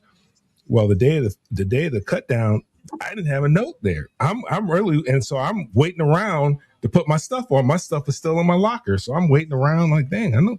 Okay, maybe 10, 15 minutes go by. I go ahead and get dressed. I'm walking to meetings, and Norv Turner. I passed Norv Turner. We're walking. We pass each other, and then we pass each other, and he turns around. Hey, Mel. Hey, coach needs to see you. Because I'm getting ready to hit. I'm heading to practice. Okay, coach needs to talk to you. And that's how I found out. I didn't get the note. Normally, you get the little note and your stuff is gone. But there's never a convenient way to get, to lose your job. Yeah, it would have been nice if it wasn't in front of a player. I don't know if it exactly happened like that. I can't see the guy being that cruel and that unprofessional and just saying, hey, get on out of here while he was doing an exit interview. But who knows? Maybe he just was fed up with him and he did do it that way. But, it's the Miami Dolphins. Come on, man. Give them. It's toxic over there, Mel. It really is. I haven't worked with them. He did, maybe he did do that. I don't know, but it's the Miami Dolphins. I know it's a cruel world, but we're too. talking the Miami Dolphins. Miami Dolphins number none. Oh, well, for all you maybe he did. Maybe all right, we'll leave it at that. Okay, Marvin. Man, it's a cold world. Listen, Stephen Rawson had enough. That's what that means. He had enough. And for him to walk into that meeting, interrupt the meeting, to let the dude know he's fired, that's cold. You don't do that to the head coach. You sit him down in your office and the GM, when you go through his agent, you don't do that in front of a player. So that just tells you, man, he was fed up. He didn't had enough. And that's what it comes down to. Just no emotion, no love. Take your little buyout, make your whatever he's gonna get, and get on. But yeah, that's cold, man. Okay, Ben. Yeah, Stephen Ross. He don't have the best. He do not got the best track record in the National Football League, especially from players that came through there talking about how he is. They was like, look, man, we know you the owner, but it ain't like you good at what you do. You just own. And if that is how he done it, you don't got to do that. Like, if you're gonna get rid of him, get rid of him. And Mel, when I was with the Bucks, I'm there. I was all hurt during training camp or whatever. I make the team or whatever. And John Gruden was the head coach. We play Atlanta at home, second game of the year. And it's I go watch the film on Monday. And on Tuesday, the off day, I'm driving around and my brother tell me, man, you just got cut. I'm like, what you talking about? Just got cut. I just talk about. I drive back home. ESPN bottom line. I'm like, Dan Troop got cut. I'm like, what Dan Troop you talking about? And they let me go. And the crazy part about that is, I'm thinking that John Gruden, go call me and say, hey, man, nothing. I'm talking about crickets. I'm talking about. Then I go to the Raiders. And Lane Kiffin is the head coach. I don't even know. It took me like 10 minutes to realize he was a head coach. Because I don't really know. I know Money Kiffin. I know his dad. I don't know. I said, who's Lane? And he's looking at me. I'm looking at him. And then, I make the team. And then I get hurt. And then I done learned the game, Mom. So when the trainer come to me and say, hey, man, and we got a game in week 2 to go, nah. I said, nah, like 11 weeks in a row. Then finally, Tom Cable, the head coach, he said, I guess he started walking around the facility like, he was like, hey, man, tell me to cut the ball. And he's like, man, yeah, you done. Yeah, you done. So I was like, all right. You know what I'm saying? So I parlayed that thing for about, I was in Oakland longer than Lane. I was in Oakland longer than Lane. I don't know what because noise they're trying to get you on film. As soon as they got you on film, you're going to get cut. Yeah. No. I never went out there, and I'm in the team photo though. So when my kids be like, Daddy, did you actually get out there? Nope, but I'm in the team photo though. 2008. I didn't know we had any noise in the background. I wanted to hear what Ben had to say. Hopefully, it's no longer there. Okay, great stuff. Okay, Tommy, you have the last word on this. Yeah, well, it speaks to the dysfunction of the Miami Dolphins. They had a terrible season, and it took it till then to come to a head. They should have known a long time ago which direction they were going. Stephen Ross is from Michigan, so what do you expect from a Michigan guy? Oh, there you go. I was waiting for that one. Okay, that's a shot for Danny. Okay, all right. Uh, that's all you have to say, Tom. Because if you say any more, then it would ruin the quality of the message that you normally send. Well, we talked about this story before. We're going to talk about it again. He's back. Desmond Watson is back in the United Football League to get a second chance. He's 6'6", 464 pounds. He's obviously the former Florida Gator. Will get an opportunity to make his comeback for the DC Defenders. He actually logged a higher vertical leap than Johnny Brown at 25. I think 25, is it 25 feet or 25? I don't know what it is, versus 24.5. Go ahead, Jeremy, pick up the story from there. Well, Desmond Watson returning to the football field is like somebody dropping a freight train on it. The guy's a one-man physics lesson. Offensive linemen rethink their life choices trying to stop him. Runners don't run around him. They try to survive him. I mean, he's that big, a 464-pound wrecking crew from Florida. He is. Okay, Candy. Yeah, I mean, he completed 36 bench press reps, which would have been the top mark at the combine, and he ran a 40-yard dash in 5.95 seconds, in addition to recording a vertical jump of 25 inches. He impressed at his pro day. He is big, and he is heavy, and he is a wrecking ball. I wouldn't want to be lining up against him. No, but I'm glad the kid getting another chance anyway. The football league, that's what makes these leagues a good league. Mel? Yeah, I think it's great for him. Did he run that? They had a combine for the NFL, and he did those numbers there. Yes. It sounds like he's in shape a little bit. I don't know what he ran at his pro day, but the throw 225 up 35 times. I mean, how big you are? That's impressive. I know, when we did it, I did it 28 times, but so that's impressive. I mean, I'm happy for the kid. He gets an opportunity to continue to live his dream, and who knows, maybe he'll cut a little bit more weight if that's what you're looking for him to do. Because running around with that kind of weight, 460 pounds, man, that's a lot of weight. 400 pounds, that's a lot of weight. That's a lot of wear and tear on your heart, wear and tear on your joints. I mean, I just like to see him active because, God forbid if he wasn't active, who knows what he'd balloon up to, 500, 600, I don't know. But I'm happy for him that he's getting an opportunity to pursue his dream. Yeah, that's what leagues like the United Football League are there for. Give him another chance to try to get it right. He'll have 10 games to figure it out, and hopefully he re-lands someplace else. Marvin? Yeah, for me, it's just a safety health issue. Big guy like that. Listen, when I played in the league, I remember when Corey Stringer passed away. That was horrible. Big guy in the sun. And, they just want to make sure this guy can go out there and compete at a level that's going to make sense for him health-wise and get his weight down. That was really a lot of the conversation, I think. Is he too big to play? I don't think so. I think this guy's been playing big his whole life, to be honest with you. I think his body's probably accustomed to that, and he can get in shape for his size, But, I just want him to be healthy. I have no doubt that he could probably be dominant or at least have impact, and we'll see what happens. Healthy and 450, they don't go together. Yeah, I agree with you. So it doesn't feel right. Go ahead, Jeremy.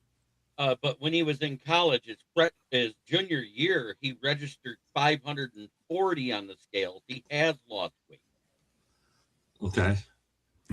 Okay. Well, he still has some work to do, but he's in the United Football League. Hopefully get some of that back. All right. That's a quarter time. Who was I with? Yeah. All right. Who's next? Is it Ben? Yeah. I mean, obviously, I'm a big fan of Big Dad's, being a former Florida Gator myself. I think the thing about Big Dad's is, and I know he's heard this a lot, man, it's got to be important to you to not just get your weight down, but keep your weight down. Because the thing about it is, most guys don't get opportunities that are in great shape, that can run, that can jump, that they, once they cut from anything, that's it. And they stay in the weight room. They stay eating right. They stay getting their rest, and they never hit a phone ring again. Big Dads will not be able to look back on his career and say, I did not get every opportunity. The University of Florida gave him an opportunity. He lost all the weight, and they told him, look, this is going to be a part of your life for the rest of your life, football or not. It's going to be a part of your life. And I think for Big Dads, it's going to be, man, forget football, man. How long do you want to live? And how do you want to live, youngin? So I'm rooting for Big Dads, right? Big Dads got to, listen, Big Dads wore number 21.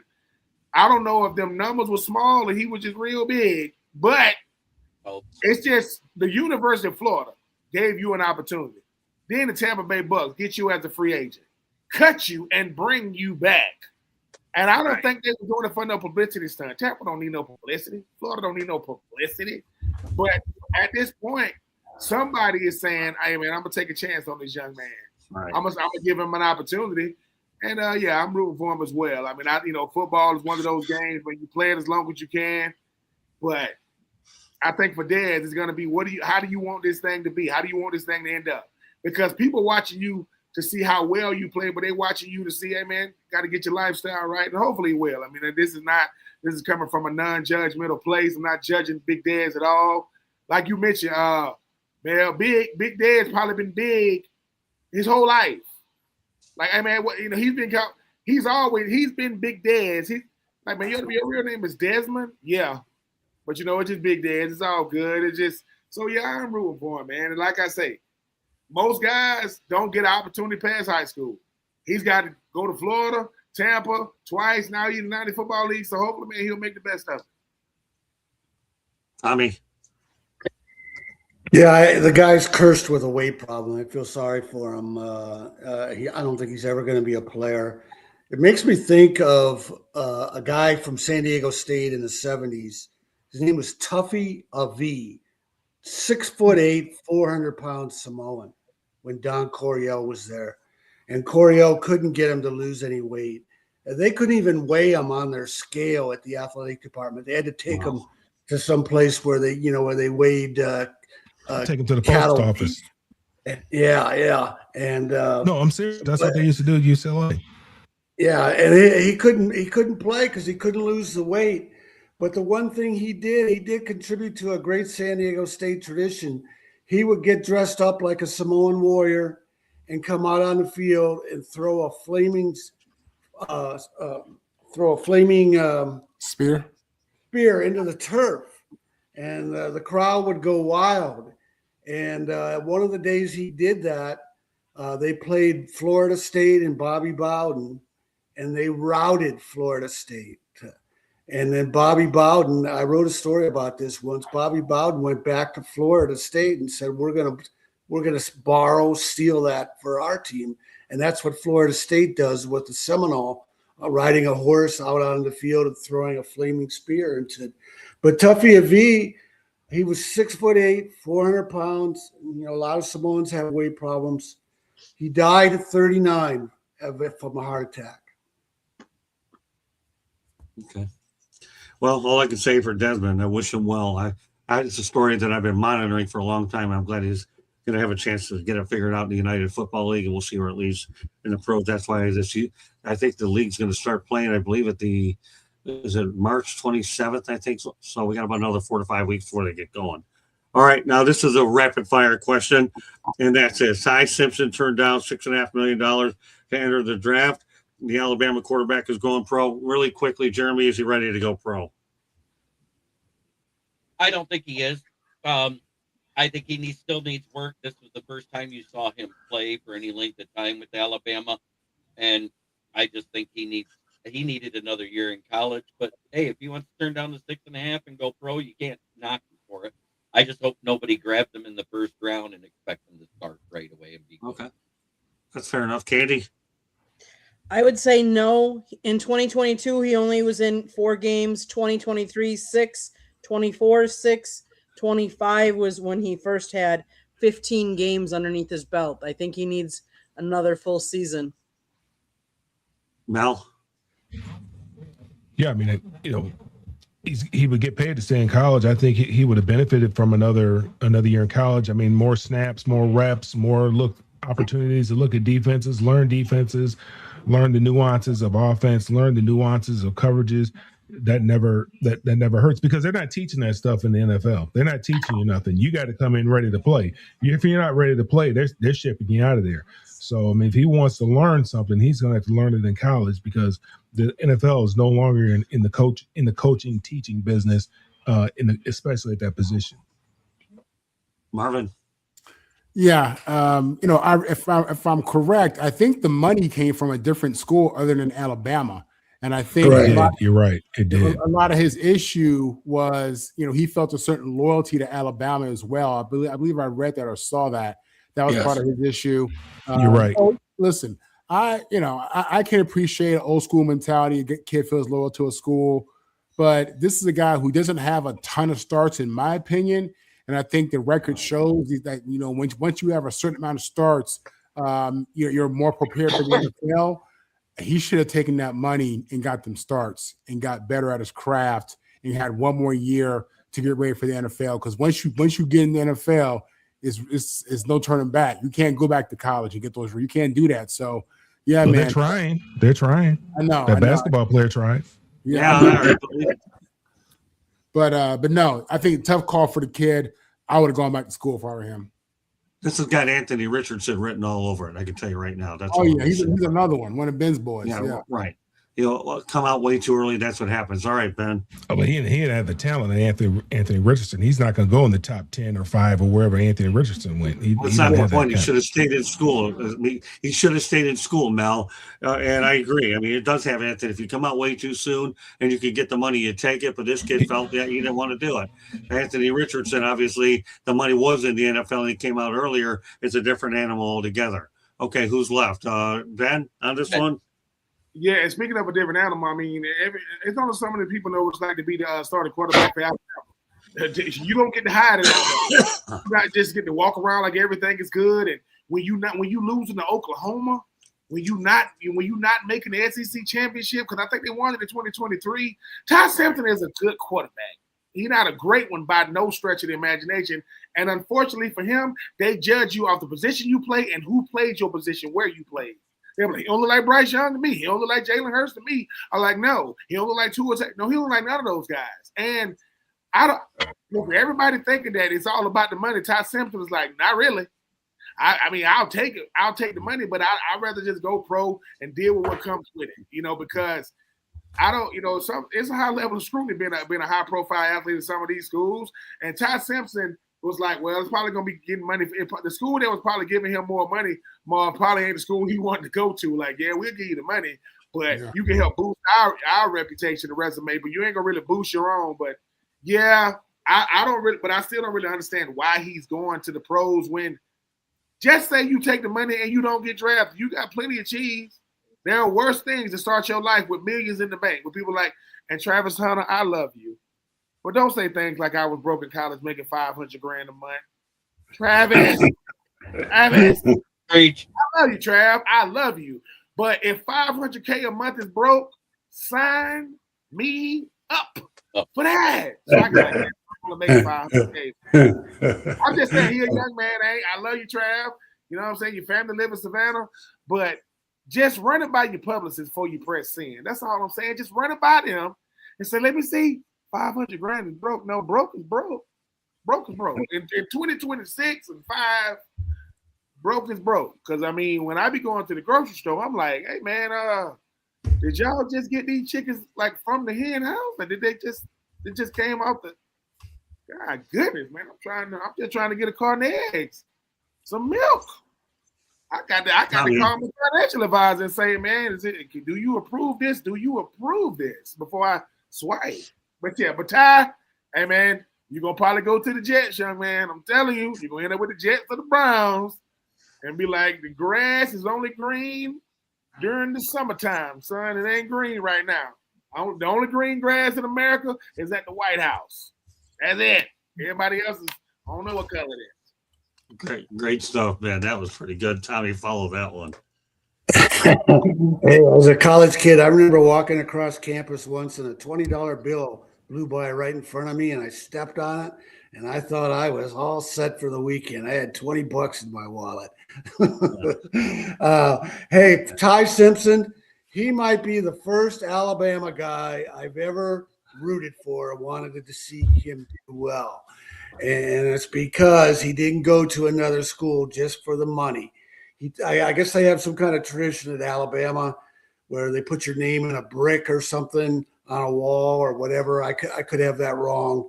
And for him, that was enough. He didn't want to go to another school after earning that what he considered a prestigious honor. So I have a lot of respect for them for that reason, that he didn't go to another school. I don't understand why he didn't come back for another year. Whatever he was going to make, even if it was less than other schools, it was going to be plenty. And like it's been said already on here, he needs more seasoning. Okay. Few more topics to go. Only one stadium that Josh Allen had won at, it was Levi Stadium, unfortunately, which was the host of the Super Bowl, but didn't get the opportunity. So you're going to have to win it someplace during the regular season. Some thoughts, Jeremy, about the stadium that Josh Allen didn't get to that many of us thought he would get to, and he's going to have to wait for the regular season because it wasn't meant to be at Levi Stadium in the Super Bowl. You want to get there, you got to win in the playoffs. He wasn't able to do that this year. That's all it boils down to. You can say whatever you want. Josh Allen is a great QB. They're only as good as the team around him. There was some bad play calling in that play. There was some horrible defense in that game. But ultimately, he didn't have Joe Burrow. He didn't have Lamar Jackson. And he didn't have Patrick Mahomes in the playoffs. He has no excuses. Candy? You play long enough, hopefully you get a chance to win in all the different stadiums. He doesn't play there very often. And yes, did he make it there this year? No. Partially on him, he had a bad game, also on his defense. And like I said, when you come down to the playoffs, it's about mistake-free football, and they just weren't mistake-free. Mel? Man, Marvin and Ben have talked about it, and they know about it. It's hard to win in the NFL. And those guys on the other side of the ball, across the other side of the field, they're getting paid. Their coaches are getting paid. They're going to the window on Monday or Wednesday. We went to the window. You guys probably didn't go to the window. You guys probably got direct deposit. We had those things called checks. You guys probably don't even know about them. To get a check, and then we had to get in our car and drive to the bank and deposit it. You guys got a direct deposit. But anyway, those guys are getting paid.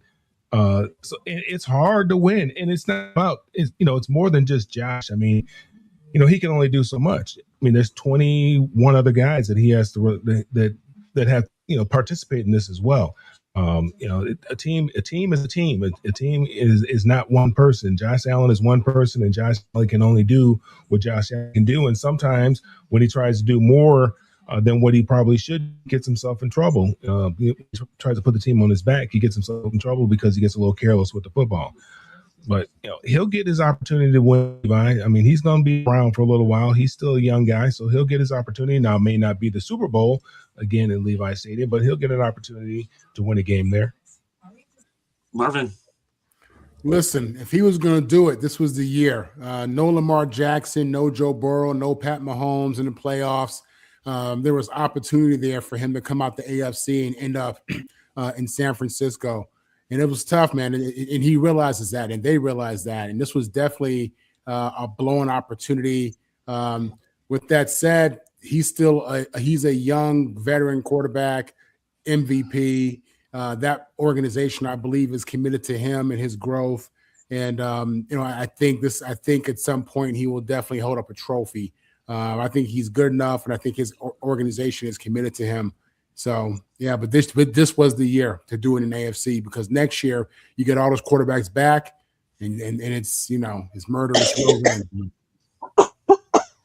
Yeah, it wasn't meant to be this year, Levi Stadium for him, that's for sure. Ben? Yeah, I agree. I mean, this was the year to do it. The thing about Josh Allen is a media darling. Josh Allen is one of the faces of the league. Josh Allen has created something that's hard to do. He's created expectations for himself and his team outside of Buffalo. And when he doesn't get it done, I don't think he gets enough scrutiny, but he's going to get highly scrutinized because he doesn't lack anything. Josh Allen has the most rushing touchdowns for a quarterback in NFL history right now. He has more than Steve Young. He has more than Cam Newton. He has more than Michael Vick. He has more than Lamar Jackson and Jalen Hurts. Here's gonna be Josh Allen's problem. Josh Allen is looked at by his team or his or decision makers like Aaron Rodgers was all those years in Green Bay. They're not giving him number one receiver. You're not gonna win like that. He's a good enough player to get you there. But you saw what just happened to Drake May, right? You got to have a guy that can take it off the side. He got an all-pro running back and Cook. He got that, right? He got a defense. But, and I know that Joe Brady just got there, but the thing about it is this. The greats won it all. Boomer Esiason has an MVP. Boomer Esiason hasn't been a first-team All-Pro. I am not saying Josh Allen is Boomer Esiason. I'm just saying he got an MVP. And sometimes, right, MVPs means I was the best player in football that year. I mean, Matthew Stafford just won MVP. What is he, 37, 38? So quarterbacking is the new MVP award anyway. They ain't even looking at nobody else because if we're looking at the right way, Myles Garrett was the MVP. But that's another, like I said, another conversation for another day. In my opinion, Josh Allen is about as good as a football player could be.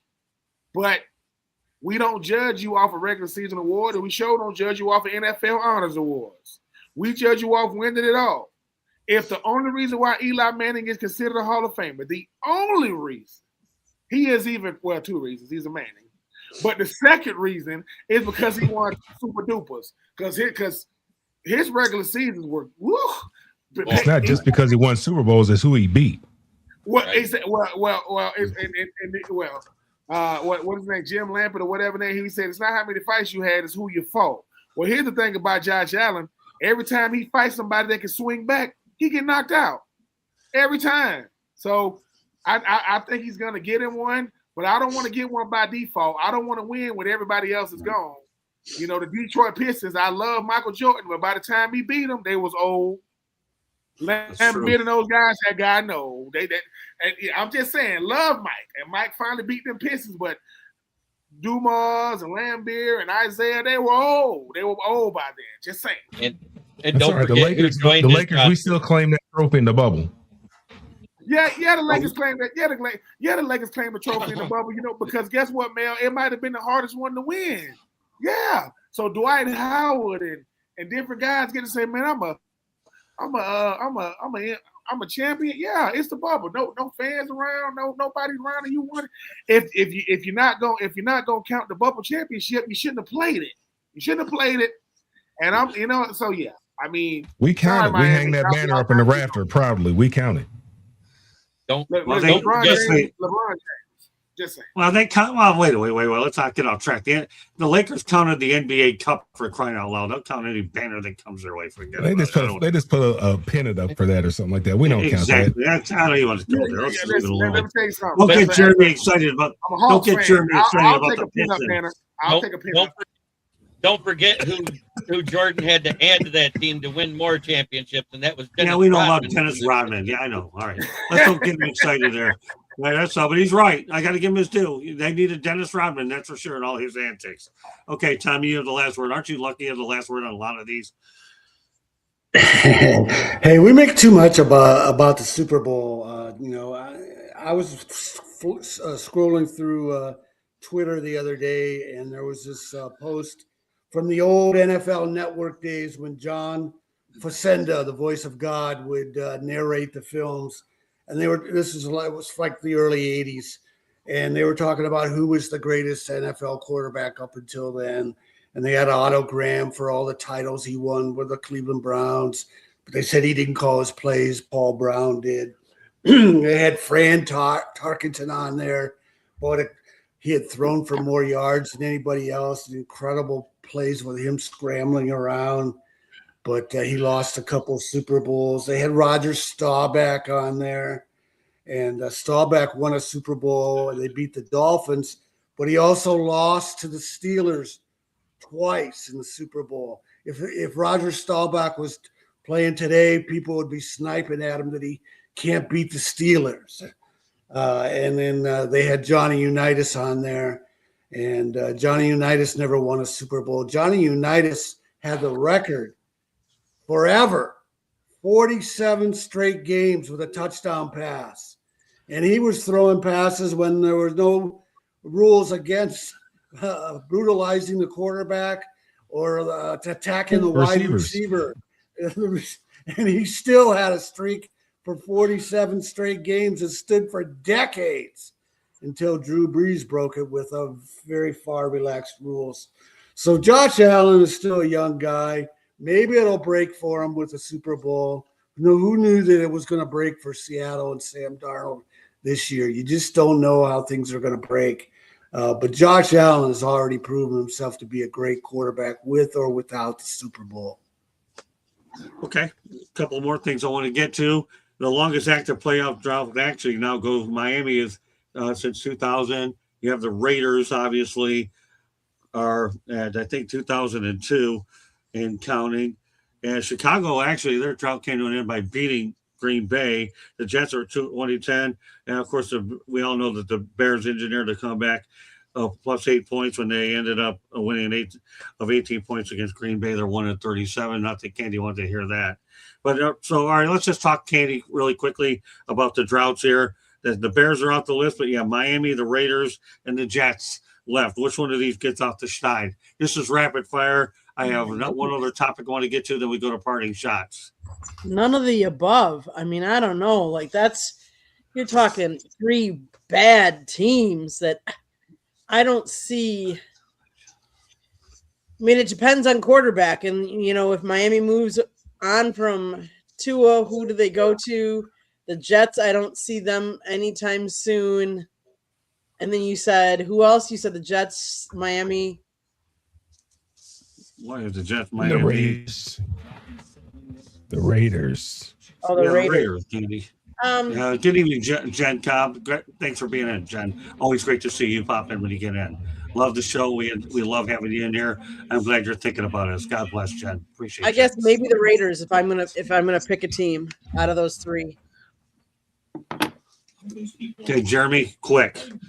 Okay, New York Jets, Atlanta Falcons, Indianapolis Colts, New Orleans Saints, Arizona Cardinals, Las Vegas Raiders, and Tennessee Titans. That's the ones that have had the longest playoff drought. But the longest one is the Jets since 2010, 15 years. Atlanta, 8 years. Indianapolis, 5 seasons. Same with New Orleans. I don't see New Orleans getting back soon, but if they re-sign Danny Dimes and he's healthy and he plays like he did at the beginning of the season, Indiana Colts have a shot with that team. Arizona, we don't know what you got in Mike LaFleur. So, and Las Vegas Raiders, you don't know what you're going to have with them because they need O-line help as well as weapons, as well as a quarterback. And then the Tennessee Titans, who knows? All right, but I said rapid fire, Jeremy, on the three. He said Dolphins, Raiders, or Jets. Which of the three? Which team is going to get to the playoffs first? Out of those three. Huh? I don't think any of them's getting there anytime soon when you name those. Okay, that's fair enough. I'll accept that from you. I'll accept that for you. They're all bad. Okay, go ahead, Mel.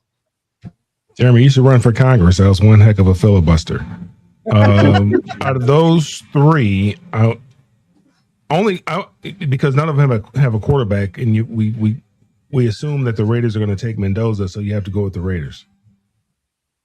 I like that logic. Okay, Marvin.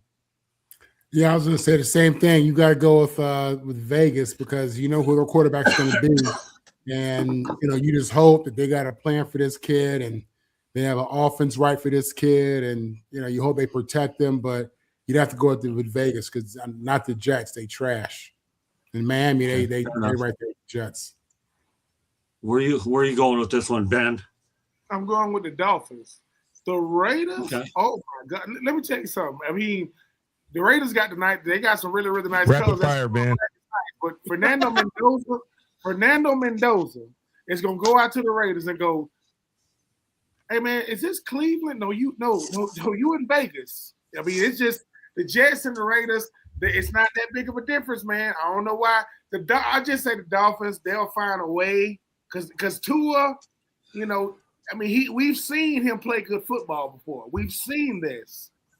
The last time the Raiders had a good quarterback, what was it? 2002, Rich Gannon, and his receivers was Tim Brown and Jerry Rice. That's they were the Indiana Hoosiers of the NFL. That's the oldest starting lineup you ever gonna see in a Super Bowl. So it is the Dolphins. I played for the Raiders and the Jets. Hey man, if the Jets win a playoff game, the economy coming back around, people, we gonna be straight. We gonna be good. Something big is about to happen in the world. So I do hope the Jets do it because the Raiders not doing it.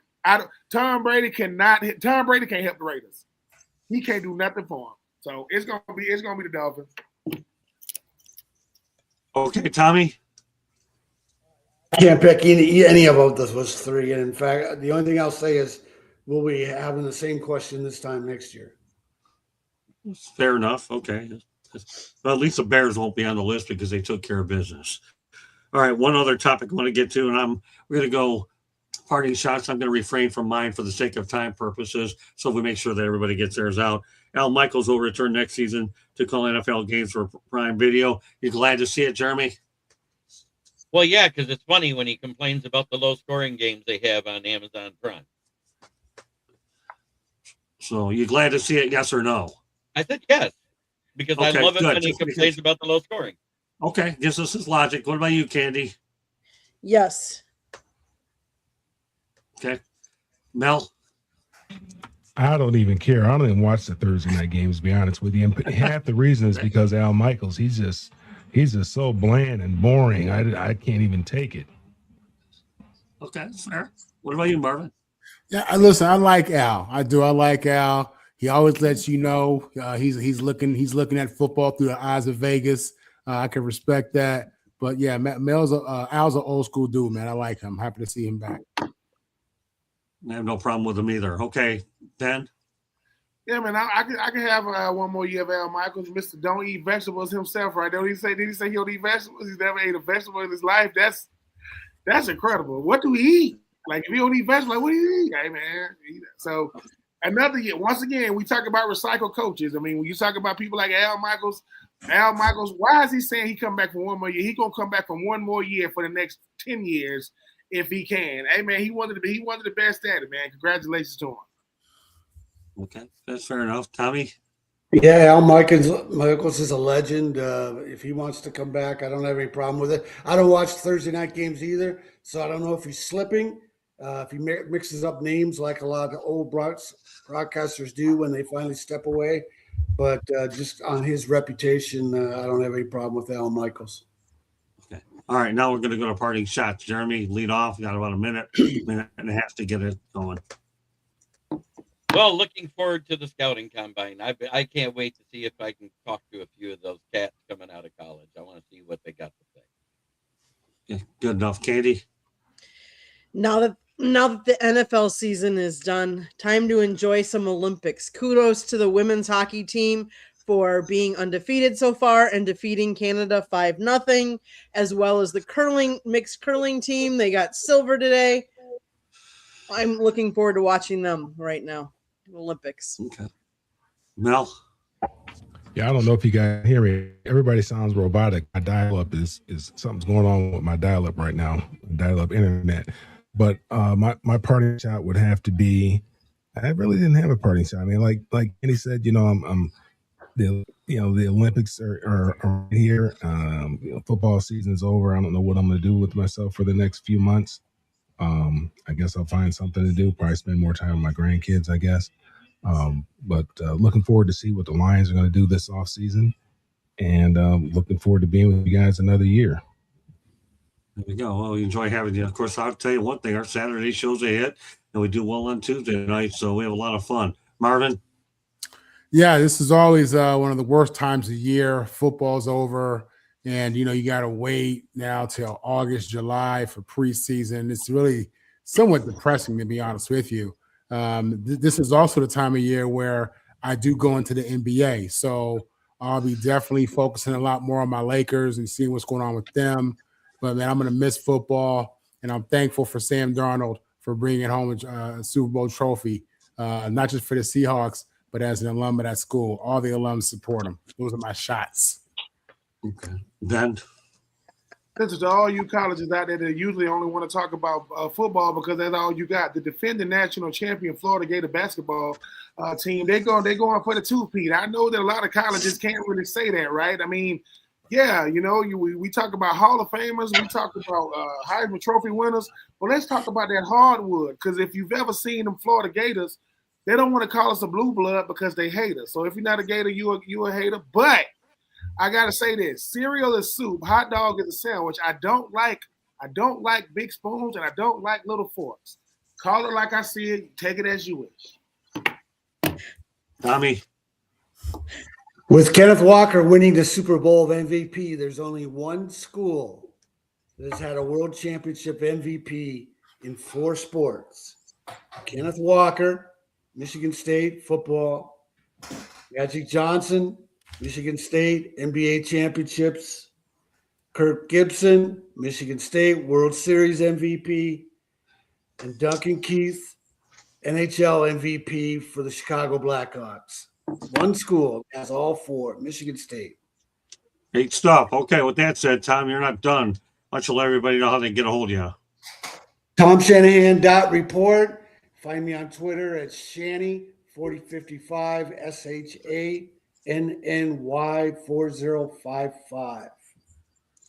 Okay, Ben. It's at True Benjamin on X, at being True84 on all other social media, outlets. Just enjoying myself. I mean, I'm gonna keep saying this. Football is way in the rear view when I get to do things like this. So I mean, I'm just enjoying myself on these airways. Never ever thought I would replace with football with something I enjoy. But listen, when you're doing what you enjoy with people you admire, doesn't even feel like work. Oh, Ben, we enjoy your candor. You have candor like nobody I've ever seen in this business. That's why you don't get a check.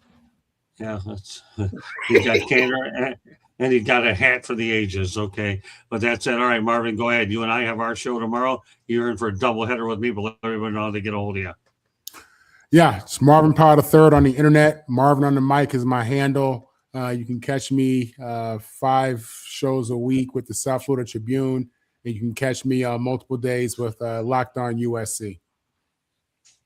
Okay, Mel. You can find me on all social media at Mel Farr Jr. Follow what we have going on for the youth here in Georgia and also in Michigan, Mel Farr Superstarfoundation.org. Jeremy. Well, of course, you can find me right here on the South Florida Tribune every Thursday night on Fire Up, occasionally right here on Inside the Pigskin. You can also find my writings on the SouthFloridaTribune.com. And you can find me on my channel, which is Kneecap Biting with the Motor City Lions, where I go live every day, giving up Lions news Monday through Friday. Wednesday nights, my NFL Roundtable Talk. Friday nights with the Lions Fan Cave Chat. Very good. Okay, Candy, take us the rest of the way. South Florida Tribune Publishing Company published a book, Lessons to the Microphone, Tuning into the Enduring Wisdom of Visionary Leaders. It is written by our host, Scott the Motor City Madmouth Morganroth. Talks about his 40-plus years in the media business and how it has changed. Old school media meets new school media.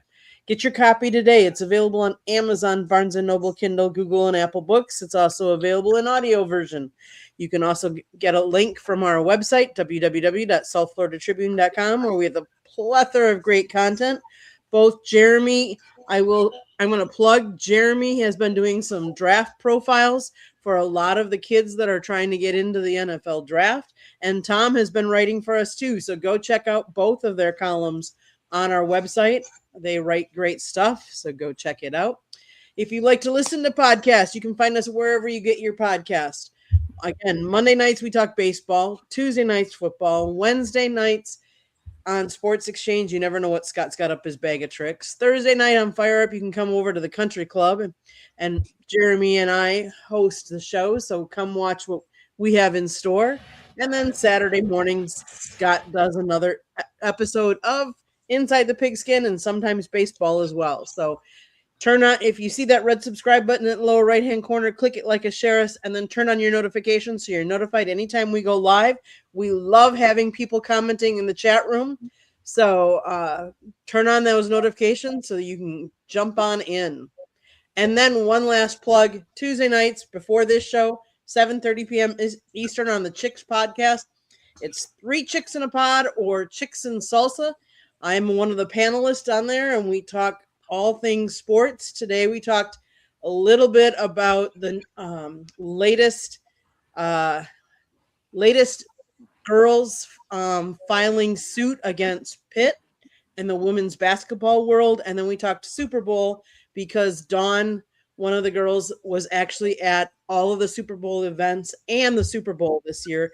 This was her 15th game that she's been to.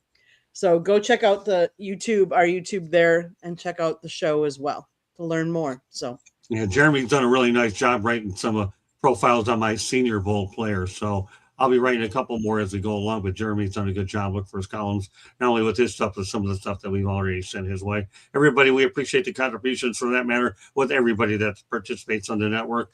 You see a bunch of them tonight with Jeremy, Candy, Mel, Marvin, Ben, Tommy. They give it your best shot every single time. I do the best I can to not screw things up a little bit and try to keep things on track. So appreciate everybody out there. I'll say my parting shots and just turn them into topics. I would rather defer and let everybody get their 2 cents worth instead. Because, let's face it, I come up with 12 parting shots. I might as well let everybody say what they want to say, and that we try to improve there. But I got a good parting shot that I think it'll be worthwhile. That will become a topic probably next Tuesday night. So we'll stay tuned. One last thing before we get out of here is on Saturday, one of our big stories we're going to talk about is North Dakota State. The Bison will be obviously going to FBS. I'm going to spend a lot of time on there and as well to talk about that transition from FCS to FBS. So I hope you can join us on Saturday morning. And we'll also have baseball on Saturday as part of a doubleheader, and Sports Wrap is going to be rebranded on Thursday. It will not be one-dimensional with hockey anymore. We're going to try a lot of different things as well, inviting guests. So hope you can stay tuned as we continue to rebrand and do different things here.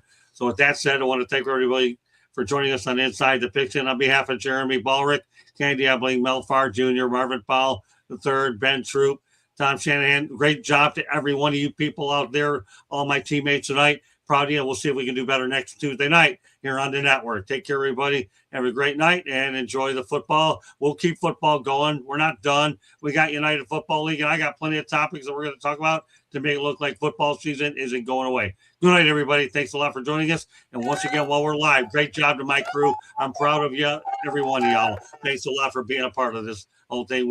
I want to let everybody know we appreciate each and every one of you. Good night, everybody.